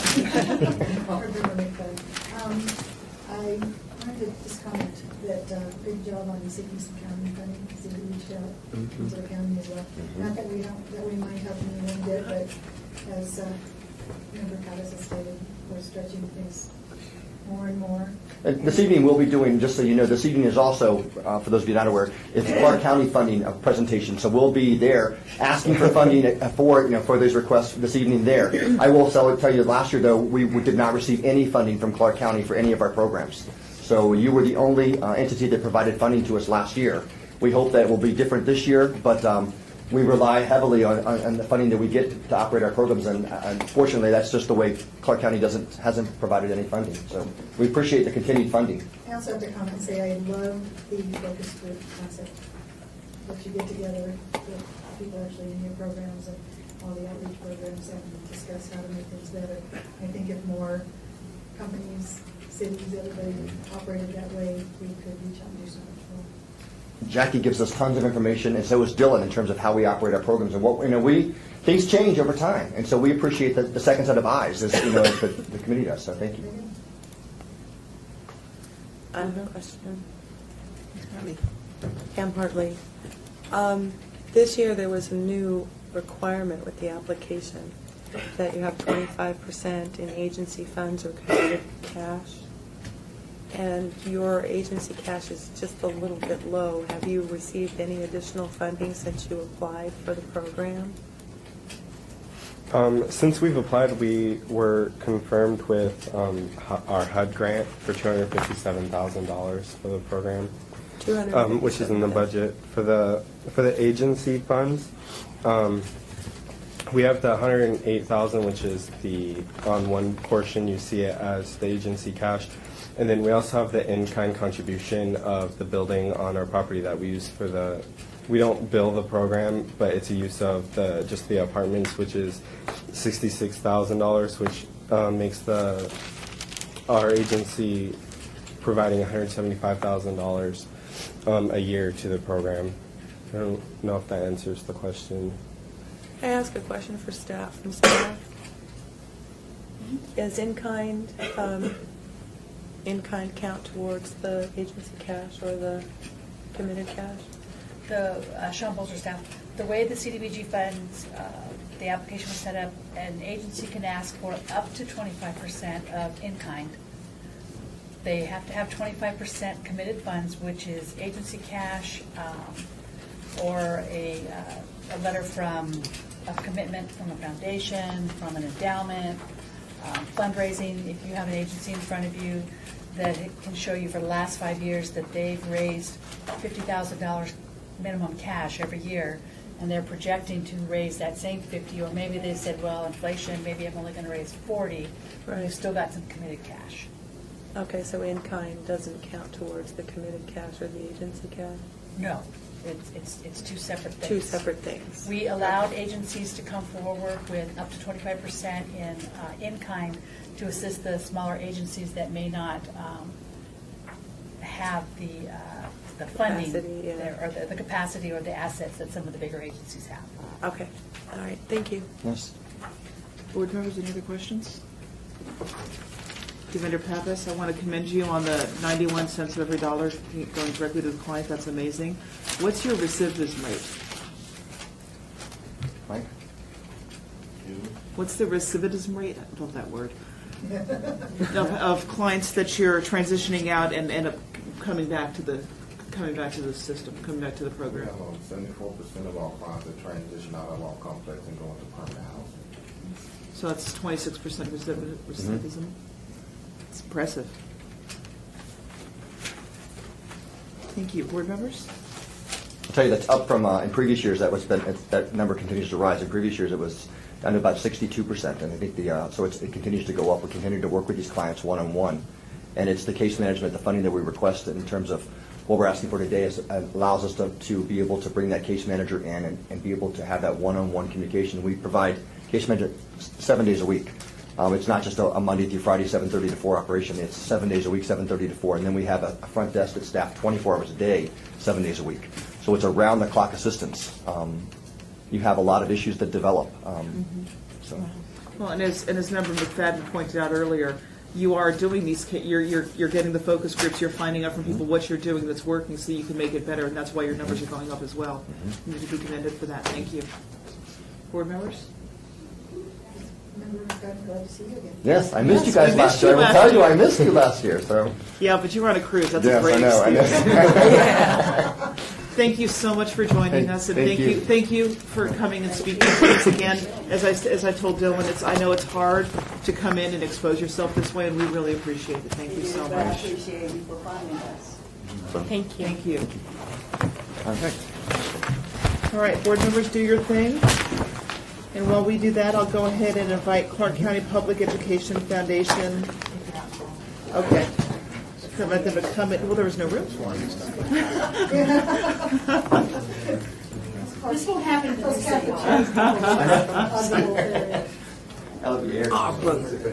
You have to do it. See, that's what you get for saying something. You said earlier, I don't have to do that. And now here you are. Don't be hateful. Just really. Is that necessary? Do you have to be hateful?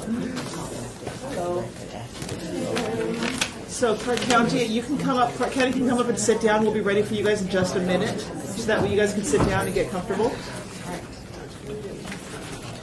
Clark County School District, I should say. Clark County Public Education Foundation. There we go. Board members, are we ready? Awesome. Welcome. You guys haven't been here for a little spiel so far, so we'll let you know. You'll have 10 minutes for your entire presentation, 5 minutes to do your initial speech. You'll be noticed when you hit 3 minutes, and then we'll do a Q&A. If there's time at the end, you're welcome to elaborate on whatever it is that, on anything else that you want to fill in. We truly appreciate you coming. Please make sure that you state your name before you speak each time for the record. And you are being recorded, so welcome. Thank you so much for joining us. Thank you very much. So I am Pam Egan. I'm the Vice President for Strategic Operations at the Public Education Foundation. And with me is Brian Miley. And I am the Director of Leadership and Innovation with the Public Education Foundation. Good afternoon. I'm David Vorse, the CFO of the Public Education Foundation.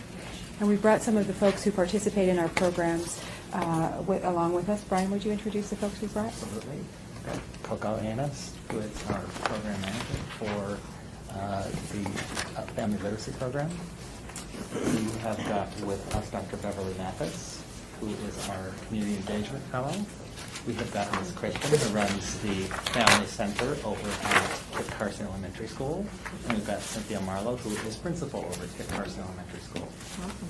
So we really appreciate the process, and I'd like to start off by saying that the online application was terrific and the city staff was incredible in supporting this process. What we're requesting, so thank you. What we're requesting support for today is our family literacy program. What we know is that children really need to build their literacy skills that lay the foundation for their success in education and frankly in life certainly before third grade. And a lot of that work occurs between 0 and 3, and then certainly between 0 and third grade. The family literacy program that the Clark County Public Education Foundation has been doing for the last 3 years is based on the National Center for Literacy and the Toyota Family Literacy Model.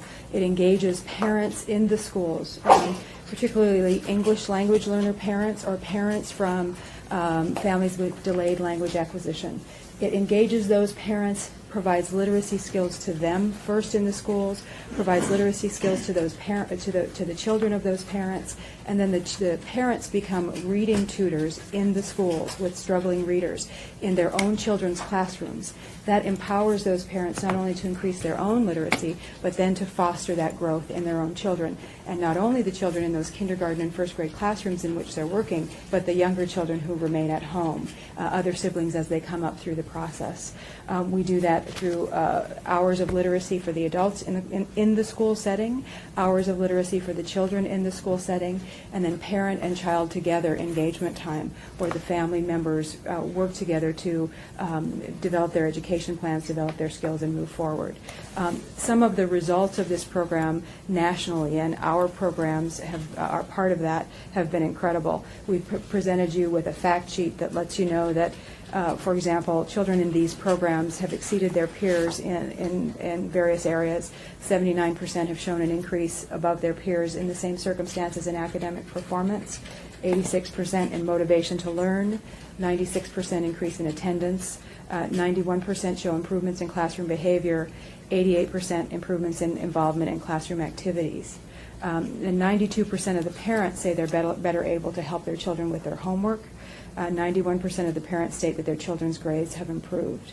This is really critical in our community and the schools that we've targeted. We've been working in 3 schools in the past 3 years, but we're focusing specifically on 2 schools that we're requesting your support from in Las Vegas. And those are Paul Cully, in a school in which 45% of the families are English language learner families, and 82.8% have lower socioeconomic status, as evidenced by the need for free and reduced lunch. And we're proposing to add a 4th school to our group, and that's Kit Carson. And as you can see, the folks from Kit Carson are here. 25% of families in those schools are English language learners, and 82% of the families in those schools receive free and reduced lunch. We know that this has a huge impact, and it really, sort of one of the most telling pieces of the puzzle is that, the National Institutes of Health tell us that the biggest predictor of a child's future academic success is their mother's reading skill. And who we're targeting, frankly, in most of these classes are those moms. So we move up the reading skill of those moms, and it has a huge ripple effect across the community and across the family. We'll be working in addition with English language learners, with people who are not necessarily from immigrant families, but who have delayed language acquisition due to socioeconomic status problems. So with that, I open it up to questions. Thank you very much. Board members. Ding. Member McFadden, I just have a question. I see that you had quite a few schools listed that were at risk within your application, and then you've got 2 listed here. But I didn't see any memos of understanding for those. Do you have just an agreement to be there, or a contract, or? We do. We have an informal agreement with them to be there. But we've been working in those schools for three years.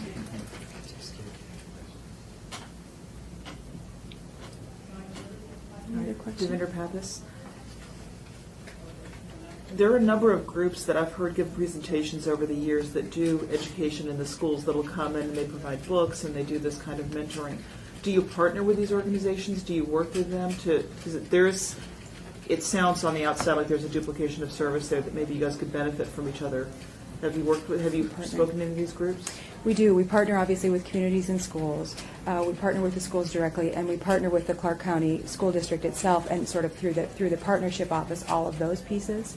In addition, we partner with a variety of organizations, some of which are listed in one part of the application, that provide additional support service, sort of wraparound services to these families, so that the families actually get connected to a broader sets of services, including providing books and variety of those kinds of things.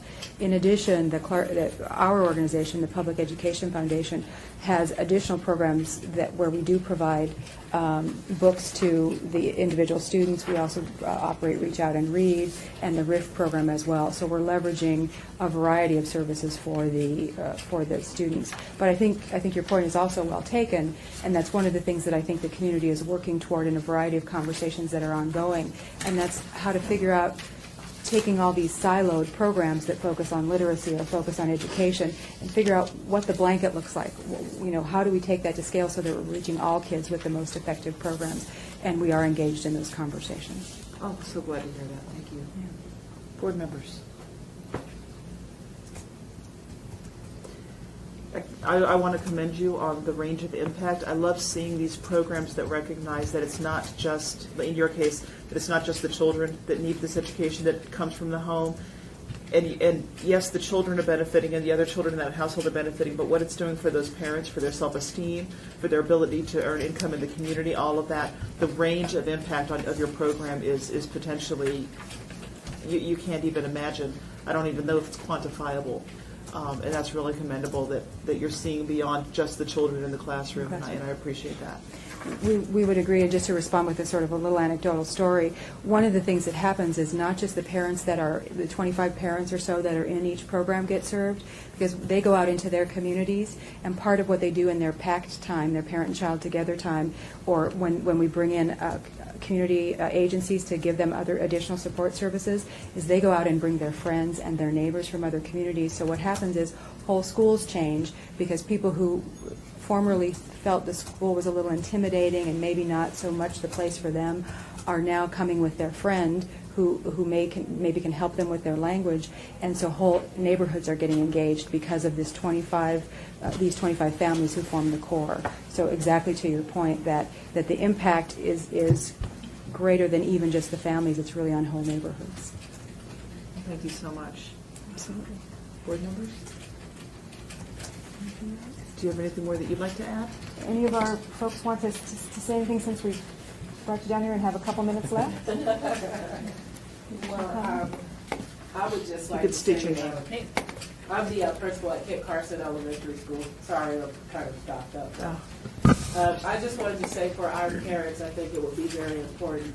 I took over at Kit Carson last year, and at our first parent meeting, we had one parent that showed up to the meeting, and eventually we were able to get more and more. And the biggest thing is them feeling like they're a part of the school, receiving education in English and both Spanish, so that they understand what the kids are doing in the classroom, so that they feel like they are able to help. So I feel like this will be a wonderful program for them because, as you said, it provides them education for themselves as well. And every time we can do anything to help our parents, we are there. And that's why when they asked us about the grant, we were willing to come in. It sounds like an excellent program, and we really would like to have that program at our school for our parents. Thank you. Thank you again so much for coming in. We appreciate it. Absolutely. And we will be making, you guys weren't here for that, we will be making our recommendations, making our decisions on our recommendations to the City Council on the 31st. The 31st. Okay? Wonderful. We Thank you appreciate it. so much. Thank you. Thank you. Have a great day. Have a great day. Our next group is Communities in Schools of Nevada. If you'd like to come up and have a seat, we'll get you started in just a minute, but you can get comfortable.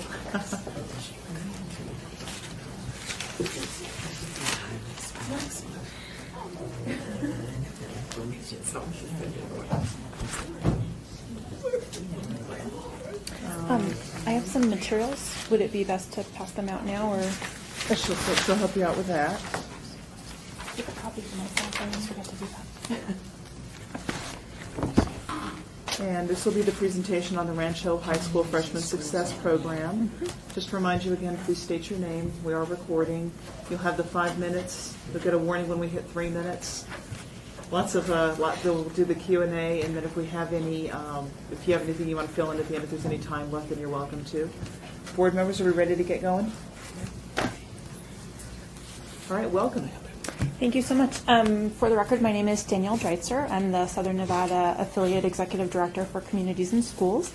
I am passing around some PowerPoint slides. I know we weren't able to bring in a PowerPoint presentation, but I wanted you to have some information that I wouldn't have normally laid out that way or in that format. And then the other piece is just some basic background information on Communities in Schools and our different programs and focus areas. I do want to focus, since the time is relatively short, on specifically on the Rancho program and what our model really focuses on and looks like.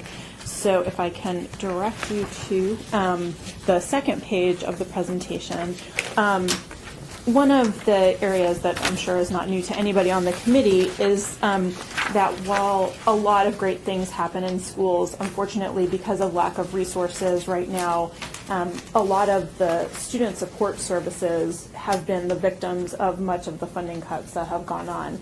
And so really what Communities in Schools does is try to provide those integrated student support services so that the school can focus on educating kids, and those other community resources and supports are available through organizations like Communities in Schools based at the school. So right now our team at Rancho High School includes 2 full-time site coordinators, and we also have 2 AmeriCorps volunteers working at Rancho with a variety of specific areas that they work on. The reason we wanted to focus on the Freshman Success Program is they have a program right now called RAMS for freshmen who have been identified as being at risk of dropping out or potentially having trouble with the transition from middle school to high school. And those are separate guidance classes with teachers that are specifically identified because they kind of go above and beyond with the children. We have a complementary program for sophomores at Rancho called the Fellows Academy, which is a Communities in Schools program, but we want to be able to provide much of the same support to those RAM students that we provide to our Fellows Academy students, and that's really where this funding would come in. It would enable us to bring in a site coordinator who would focus on case management for those RAM students who just need that additional student support services, bringing in resources if there's something going on at home, getting them connected with mental health counseling, maybe supporting them. There's a food pantry at Rancho. They can get food assistance. There are hygiene products. It may be getting them hooked up with tutoring services, a variety of different things, because these kids have been specifically identified and singled out as potentially having issues. And so we want to wrap as many services around them as possible to enable them to be successful. And so going back to the PowerPoint, obviously students don't learn in a vacuum. What's going on at home, what's going on in their lives affects their education significantly. And so enabling us to wrap in those support services can really make a difference. You also have on the slides examples of some of the services that are provided for basic needs and with our Fellows Academy, and some background information on the CIS model, specifically why it works the way it does. There's that graphic, the little spokes on page 3, I think is a really good graphic representation of what we're able to do at the schools and why the program works as well as it does.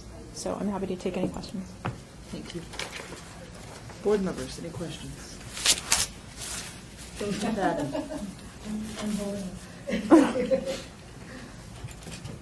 Okay. Rodney. Oh, thank you. Rodney Jordan, board member. With existing programs already at Rancho, such as Trio and Gear Up, do you guys collaborate at all? Or? We do. In fact, this is our first year at Rancho High School for Communities in Schools, and one of the things that's actually being implemented this semester is what we call our CCC meetings, Campus Community Connections, to try to bring together all of the resources that are available on the campus and hold a monthly meeting to make sure that everybody's aware of the services that each other provides, what the appropriate referrals are, and how we can use all the different services that are there to maximize everybody's ability to serve the students and avoid any duplication. Although the focus of all those programs really is just a little bit different. Obviously all focused on dropout prevention and supporting students, but all with a sort of different way of doing that and bringing different resources.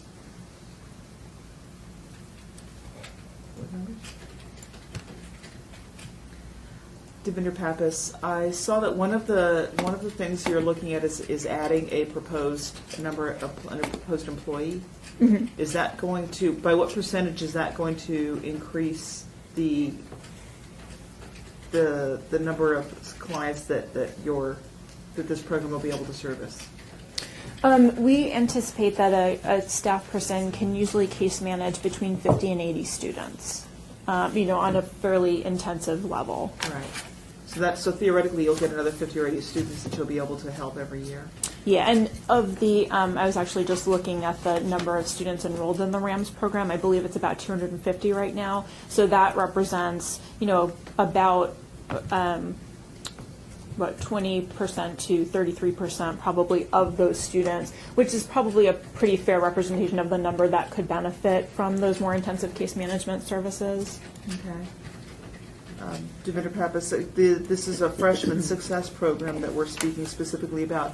What about when the students progress to the next year? Is there a support service? Is there something else that's offered there to continue to maintain that level of support? Right. So that's those are the services that we currently offer with our Fellows Academy, which is directed at sophomores right now, which is a similar idea. It's students that have been identified by their freshman counselor primarily as still needing additional support and resources, and so those are small classes, no more than 20 students. The teachers are selected, and Communities in Schools actually buys the 0 hours for those teachers to teach that class. It's actually an elective class that the students are in 5 days a week, and focuses on character education, setting goals, introducing those students to career and college opportunities that they may not otherwise be exposed to. And so that's sort of the next step in the process. And we feel like by providing more support in the freshman year, we would have a very nice feed into the Fellows Academy program and be able to provide really nice continued services to those students. Thank you. Board members? Oh, Devinder Pappas. Of the 30, since I'm to just take advantage since I've got time. Of the 30 to 50 that you're servicing in the freshman program, how many of them are graduating? How many of them are coming out of the program and not needing to continue on with the support? Do they all need to go into the sophomore program? Or are there some that are strong enough to stand on their own and move forward? What's the percentage there? This is our first year at Rancho, so Okay. I don't have any statistic to give you based on past experience. But we're serving, I believe it's 42 students this year with the Fellows program, with some hopes to expand that next year. And like I said, the RAMS program at this point is about 250.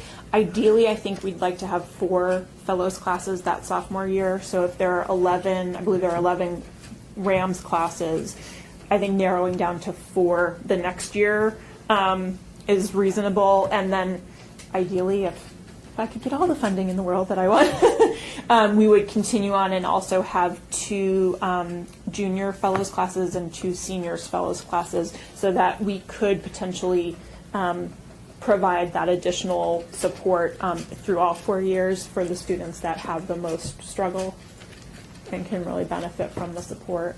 Okay. Thank you.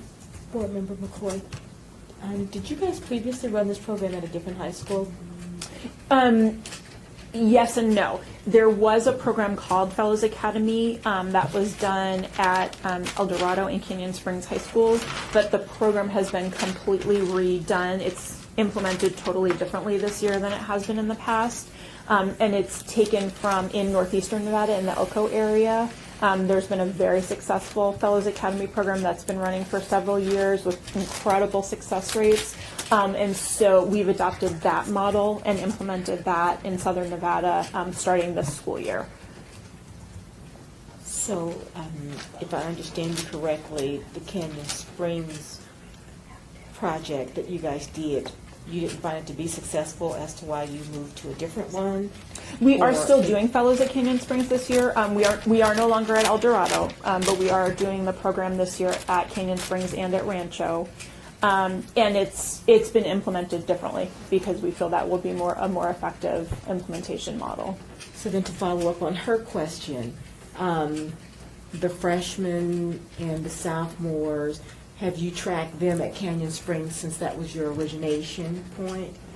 Past that grade in terms of additional support if necessary?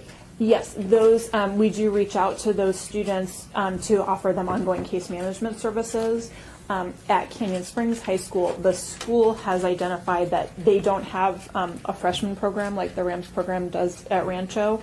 So Canyon Springs asked that we implement fellows with freshmen. So at Canyon Springs, the fellows program is done with freshmen. Thank you so much for coming in. We appreciate you spending the time to speak to us. Thank No you. problem. Thank you so And much. We'll be Thank making you. we'll be making our decisions on the recommendations to the City Council on the 31st. Wonderful. Thank you. Thank you for your time. All right. While the board prepares, I'd like to go ahead and invite the After School All-Stars of Las Vegas to come up to the table, and we'll get you guys started in just a minute, okay? I know.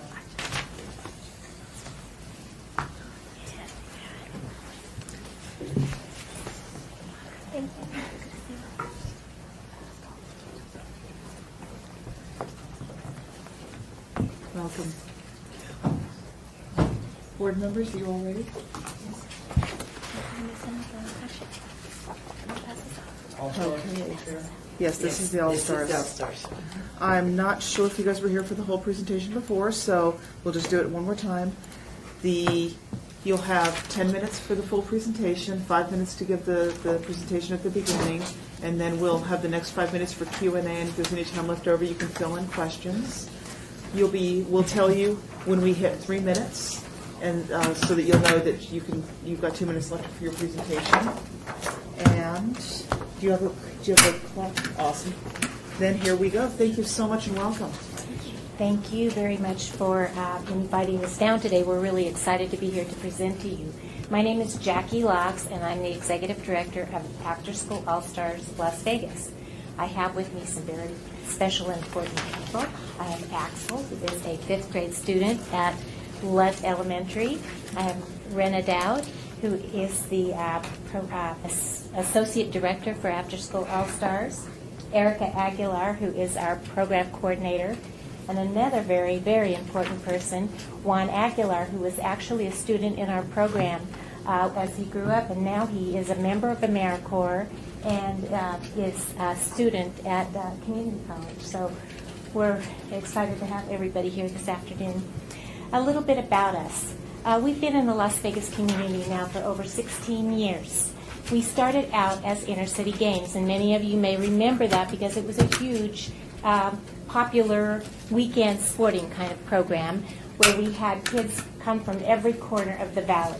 Every Saturday morning, our buses would stop at about 180 stops, right, Erica, around the valley, and we would bus kids out to participate in a series of sports kind of clinics. We also operated in the school buildings doing a little cultural arts.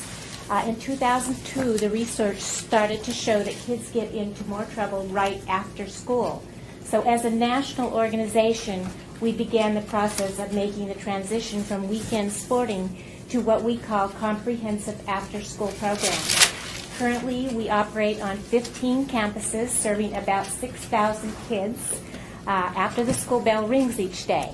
The programs are really quite unique because they're offered right on the campuses. The kids don't have to go anyplace.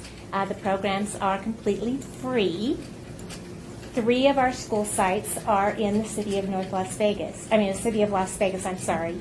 Garside Junior High School, Rex Bell Elementary, and Lunt Elementary School. And with those kids in those programs, it's something that they really need every afternoon. Without what we do for them, the children simply don't have much to do after school except to get into trouble. Those 3 hours that we operate after school are what the nation law enforcement agencies have coined the term as the danger zone. So those are the hours that we keep the kids off the street, provide them with the academics and some sports and cultural kinds of things, and keep them safe. I'm going to have Renna tell just a little bit more about I'm going the to talk program. briefly so we can get to Axel, who's our expert on this. Yes. I just wanted to explain our after-school programs a little bit and how they're structured. Basically, after the school bell rings every day, the students that stay for after-school programs, which are usually anywhere from 30 to 50% of the student population at that school, they go to the first hour, which is based on academics. So that's anything from computer-based programming to academics, tutoring, mentoring, those kind of things in the first hour. The second hour is based on enrichment programs, which are the fun things. So those are things like dance and sports and cooking and arts and crafts. So that's how we run our model. We basically have the kids work on their homework at the first hour, and then we tie it in with the fun activities after that, so they have a reason to stay. And that's kind of how we're focused. I want to turn it over to Axel so he has the opportunity to talk about his experience in the after-school program. Hello, my name is Axel. I'm in the 5th grade at Robert Lunt Elementary School. I like the after-school All-Stars program at Robert Lunt, especially since my first hour teacher helps me with my math facts and teaches us strategies for division and multiplication. At first, all the math strategies are easy, then they get harder and harder. The main reason the after-school program means a lot to me is that I get to spend more time with my friends and have fun when I'm in second hour. My second hour classes are archery and kickball. Archery is fun because you learn how to aim at the target, and kickball is cool because I love to run. The after-school program makes me feel happy and safe. Every day we get free meals from 3 schools. I really like the after-school program, even though it is tiring. It is good to do some exercise, just because it will help you live longer, so you can see your grandchildren someday. Thank you for your time, and I want to thank the After School All-Stars and all my teachers for having these after-school programs. Thank you, Axel. Ready for Q&A? Sure. Okay. Carmen Shaw Miller. I have a question. At your locations, your 3 locations in Las Vegas, are you in a, for lack of a better term, competitive situation with another program such as SafeKey? No, not really. We offer a service that's a little bit different than SafeKey.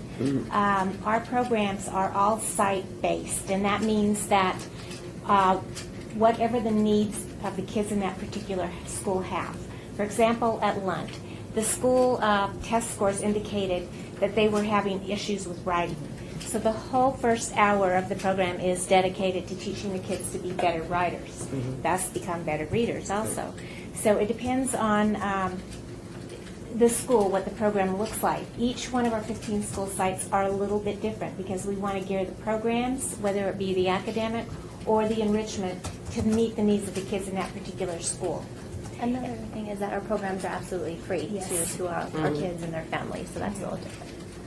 So yeah, just to piggyback on my question, so what you're saying, just for my own clarity, is that you try to align your relationship with your school with maybe their school improvement plans. Absolutely. Like the ELA goal Uh-huh. is this is what we need to do. So it's supporting what's being done in the classroom, but at the same time covering that safety zone to keep the students out of trouble. Yes, that's absolutely what we do.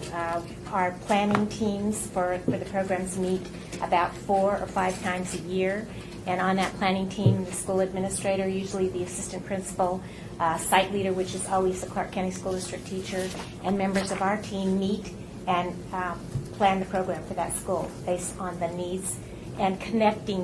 One of the most important pieces of after school and the success of our program is being able to connect that after school piece with what is done during the school day, but to do it in a different way, a more creative kinds of hands-on, fun kind of way of presenting the curriculum to the kids. Have you found a way of tracking the development of kids in your program in terms of the enhancements in homework and education? Yes, we have. We have a system. We partner with the Clark County School District, and we work with the 21st Century Schools. They have a system for gathering data, which we're blessed to be able to use. It's called CAN, and it actually tracks the kids academically throughout the year, and then we're able to track the progress of the kids as they move on. Over the past about 6 years, I believe it is, we've seen amazing progress in both reading and math. The reading scores overall have improved about 13%, and math scores have improved about up to 23%, depending on the particular school. The social indicators, how many times they're sent to the dean, and that is also, we keep track of that, and any of the kids that are kind of falling outside of what we expect behavior-wise, we try to restructure the programs to meet the needs of those kids. I do want to comment that a nice job. It looks like you've done a good job over the last couple of years of redirecting more funding to the direct client also. Well, thank you. We really appreciate the support, and it's made it possible for us to really, get into these schools and work really, really hard with these kids. I think Brenda said about 43% of the kids at Garside participate, over 30% at Rex Bell, and over 32% at Lunt. So that's a lot. National statistics on after-school programming indicate that about 10% of kids in a school building will participate. We've had amazing success. In some of the schools, it's up to 60%, and we attribute that to the fact that we carefully plan. Like I said, we gear it to the needs of the kids in that school. Our kids are not forced to come out. They come out every day, and they come out by the thousands. So we think that's kind of a tribute to the success of the program. Good. Thank you. Board members? 30 seconds. Then for the last thing, how do your clients, how do you determine who's going to be a client, and who do you turn anybody away? We never turn anyone away because the demand is so high. Sometimes we have to have a waiting list, and that breaks our heart. But we're all limited by the amount of funding that we can find. And for these kids in these schools that we work with, their parents cannot afford to provide them with any extracurricular activity and or any tutor or mentoring to help them. So we try very hard to accommodate every child, but in some cases there are waiting lists, which we hope as we grow and find more funding, we won't have that issue. Thank you. Thank you guys so much for coming. Mr. Aguilar, I'm sorry we didn't get to you, so we could pick your brain and get your experiences. But we do appreciate you coming, supporting this program. We appreciate what you guys do, and thank you so much for coming and speaking to us. We appreciate it, and you taking the time. You did very well. Thank you. She did. Thank you guys for everything you've done for us. We really, really appreciate your support. Okay, the last thing on our agenda is the citizens' participation. We open the floor for public comment during this portion of the agenda. It is limited to matters within the jurisdiction of the board. And if you have any comments or anything you'd like to say, you're welcome. Hi, Philip. Hi. Surprise. I'm back, no. Hi, Philip Holland with Catholic Charities. I just want to say that as I look around the room, it's wonderful to see the returning faces, and it's also so wonderful to see new faces getting involved. I mean, I sit here, and of course, I'm very supportive of my own programs, but it breaks my heart to hear all of the wonderful programs that are out there and the decisions that you're about to make or will be making. And as we listen to these presentations, and as you listen to them, it's so important because this does change lives. And I just thank you for taking the time to be here from 1 o'clock or 1:30 this afternoon all the way through until 5, and then again on the 19th, and again on the 24th, and then making your recommendations on the 31st. It is you that's changing the lives of so many people, and I appreciate it. I learned so much by just listening to these presentations and how I can collaborate, how I can partner with community providers, because I know at the end of the day we're not all going to get all the funding that we've asked, but how can we work together smart, and how can we collaborate, how can we partner? That's the key to the success of our future, and that's what I want to do, and I just thank all of you for your time. So thank you. I don't think you can hear it enough. So Thank you. Thanks. Thank you. So we'll see you next week. Yes, I know. All right. Have Board a good members. night. Bye-bye. Thank you. You too. Thanks. Bye-bye. Good night. Board members, any final comments? Staff, any instruction, any final comments? No, I'm going to double check, and if it pleases the board, ask some of the agencies that appear to have similar programs, as we heard several today dealing with the schools, to let us know how they're collaborating. 'Cause some of them are in the same schools, and it's not, Right. just want to make sure that they're, Steve Miller's biting that time, or say something, Yes. say something. Kit Carson. Some of that is But also versus the safety programs, because one's charging and one's not.